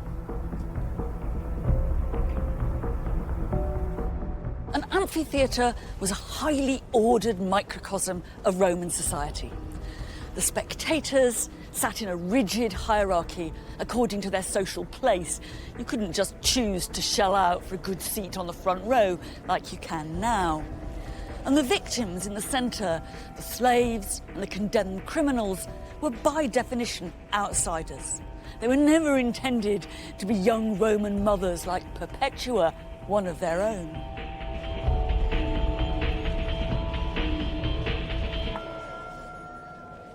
Hardly surprising that her prosecutor tried to get her to think of her young baby and to recant her faith. And it's hardly surprising that the crowd, as they watched Perpetua die, both jeered and shuddered. Perpetua's story of pious resistance and brutal execution has become part of the Christian narrative of good against evil, where many non-Christians must have seen stubborn, self-willed self-destruction. Christians saw in martyrdom a powerful advertisement for their faith.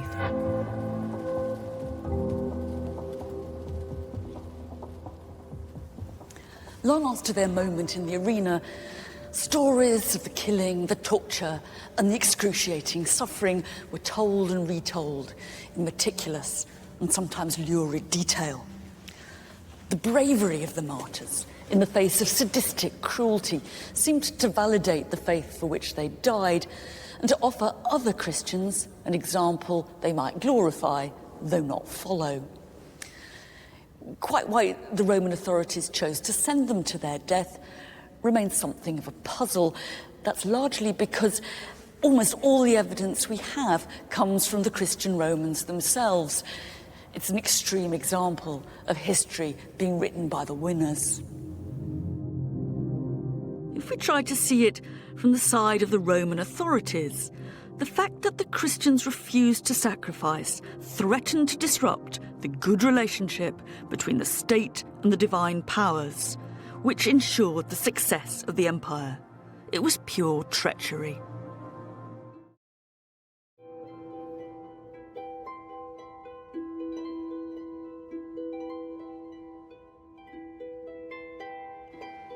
In the middle of the 3rd century, less than 50 years after Perpetua's death, one emperor decided to bring things back into line and to restore order with a piece of paper. These are scraps of papyrus from a Roman waste paper basket in the province of Egypt, and they're some of the most important things ever to have been found in a waste paper basket. And it's also a wonderful example of Roman bureaucraties. They are personal certificates proving that their owner has sacrificed to the traditional gods. The gist of the message is up here, saying so-and-so has sacrificed, it's been witnessed here, and then one of the witnesses has signed. His name was Hermas, and this guy's actually signed several of these certificates. The reason why he's done that is because the Emperor Decius had ordered that everybody in the empire should prove they'd sacrificed to the gods. This is often treated as a centralised persecution of the Christians because, of course, true Christians couldn't sacrifice to the traditional gods. And we know, in fact, that some of them didn't and supposedly went to their deaths. But even Christian writers tell us that many of them, and this is, I think, where I would have been, either sacrificed anyway or just kept their heads down. What's going on in the Emperor's mind is also rather different, I think. I'm sure he's not planning more bloody spectacles of Christians versus lions. What he's wanting to do is to ensure that every single one of his subjects signs up publicly to the institution of sacrifice, which is the ritual that ensures the proper relationship between the Roman state and its gods, and ensures Roman success. I mean, in a way, this is a clumsy and rather heavy-handed attempt to restore political and religious order to the Roman world.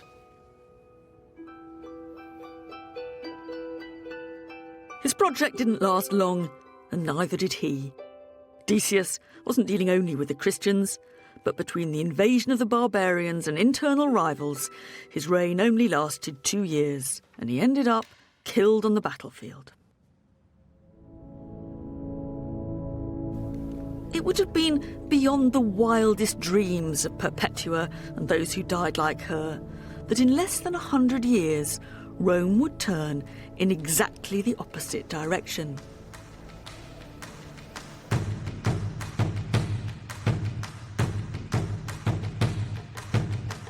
After a century of chaos, one emperor made a pact with the very religion that looked as if it was undermining the empire.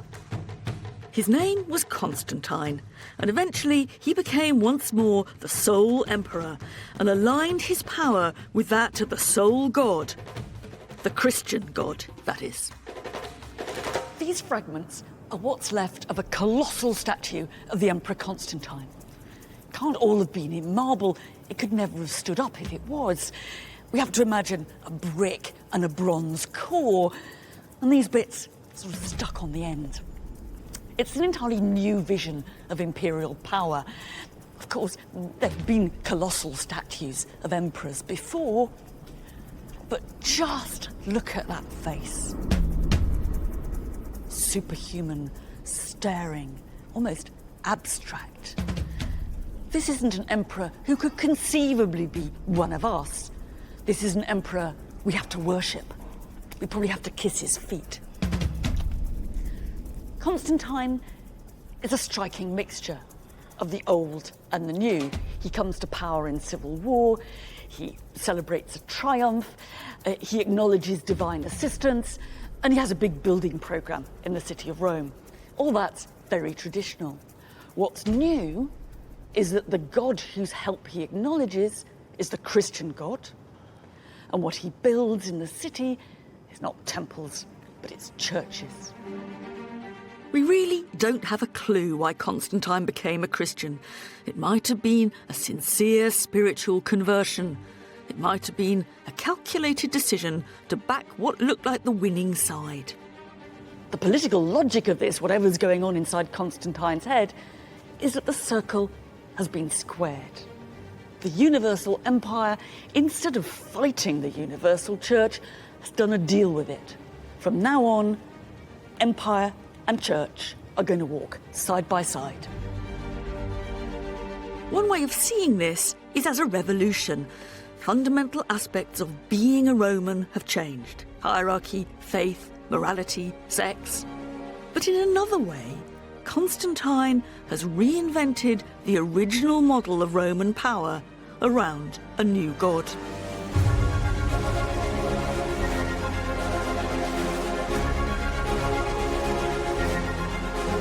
And he sealed the deal by building a new capital, which eventually became the new Rome. Constantine's city was Constantinople. We now know it as Istanbul.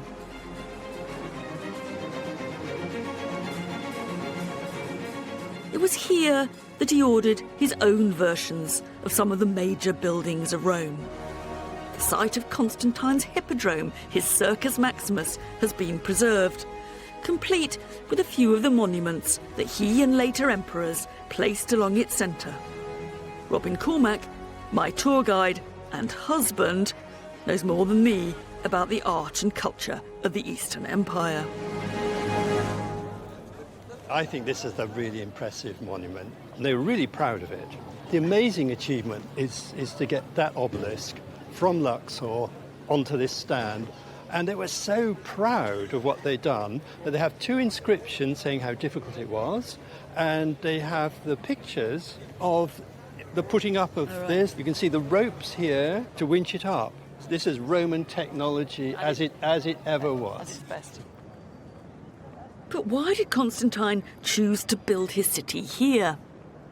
It only happened because he'd won his last battle against his rival Roman emperors, and it's a victory city.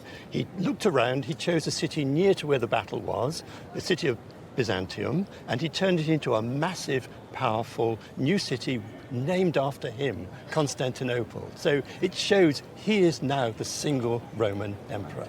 So did it feel like a specifically Christian city? Did it feel different? No, it looked like a Roman city with all the trappings. And what he did do was bring lots of pagan statues here, so that you've got those in the Hippodrome and elsewhere.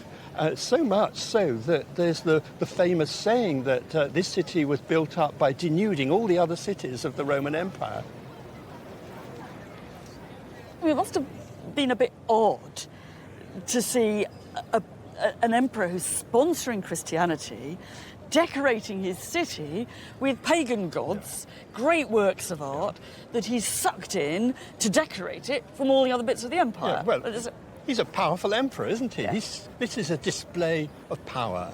He made this a traditional Roman city with all the features that the biggest city he knew, Rome, had. They didn't call themselves Byzantines, they called themselves Romans, and they were absolutely convinced that they were the Roman Empire.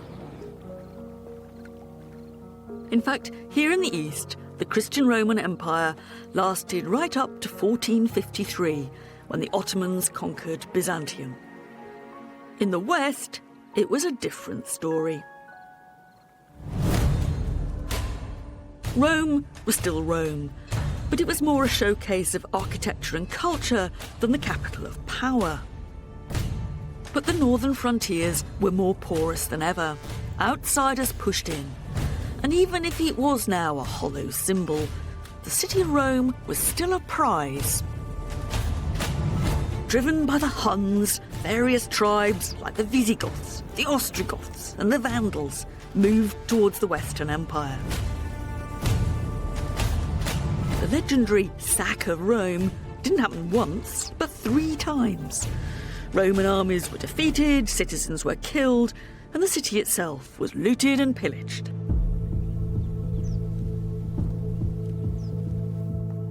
The very words barbarian and vandal now conjure up a picture of wanton destruction of all that's civilised. But that popular image, powerful as it is quite unfair. This is a wonderfully vivid 19th century attempt to picture the barbarian hordes in action, destroying the city of Rome. Got long hair, funny top knots, plaits and moustaches. And a couple of them are trying to topple one of the symbols of imperial power. And their mates are getting their torches ready to set the place ablaze. Actually, the world of the New West was nothing like this. It's true that political unity had collapsed and there was plenty of destructive military conflict. But what emerged was a series of rival powers who were in effect mini-Romes, who were trying to buy into the prestige of Rome and Romanness rather than trying to buy out of it. They sponsored Latin poetry, they developed the traditions of Roman law, and they were more likely to be restoring the monuments of the Roman past, not trying to pull them down. The empire, in a political sense, had gone, but the cultural hegemony of Rome remained, even in the West. These people were not Romans, but they were imitating Rome, much like many modern empires have done ever since.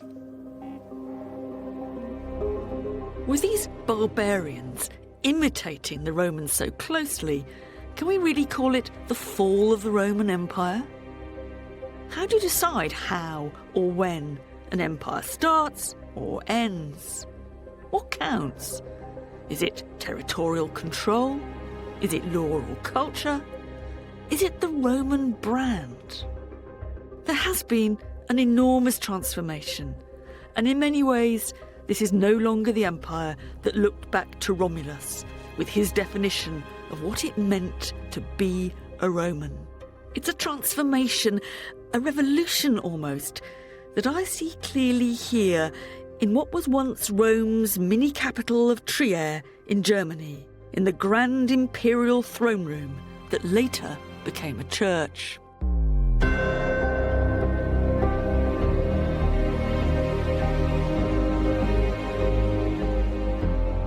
The conclusion I come to is that the real heir of the Roman Empire was Christendom. Not an empire of political domination, or not only that, but an empire of the mind. And, in its own ambitions at least, still an empire without limit.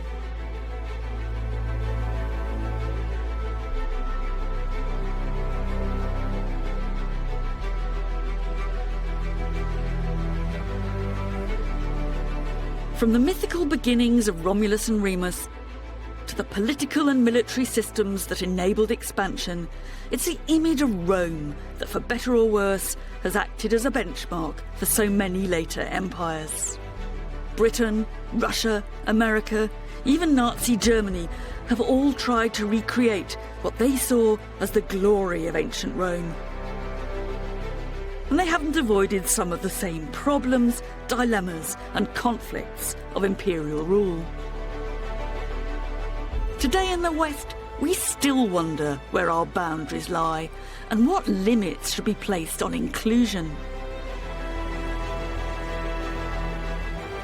We've inherited the Romans' ambivalence too, questioning whether the ends ever justify the means, the tears alongside the victory parades.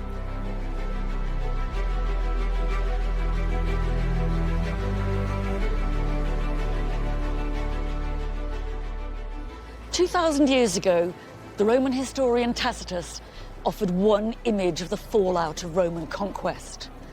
They make a desert, he wrote, and they call it peace.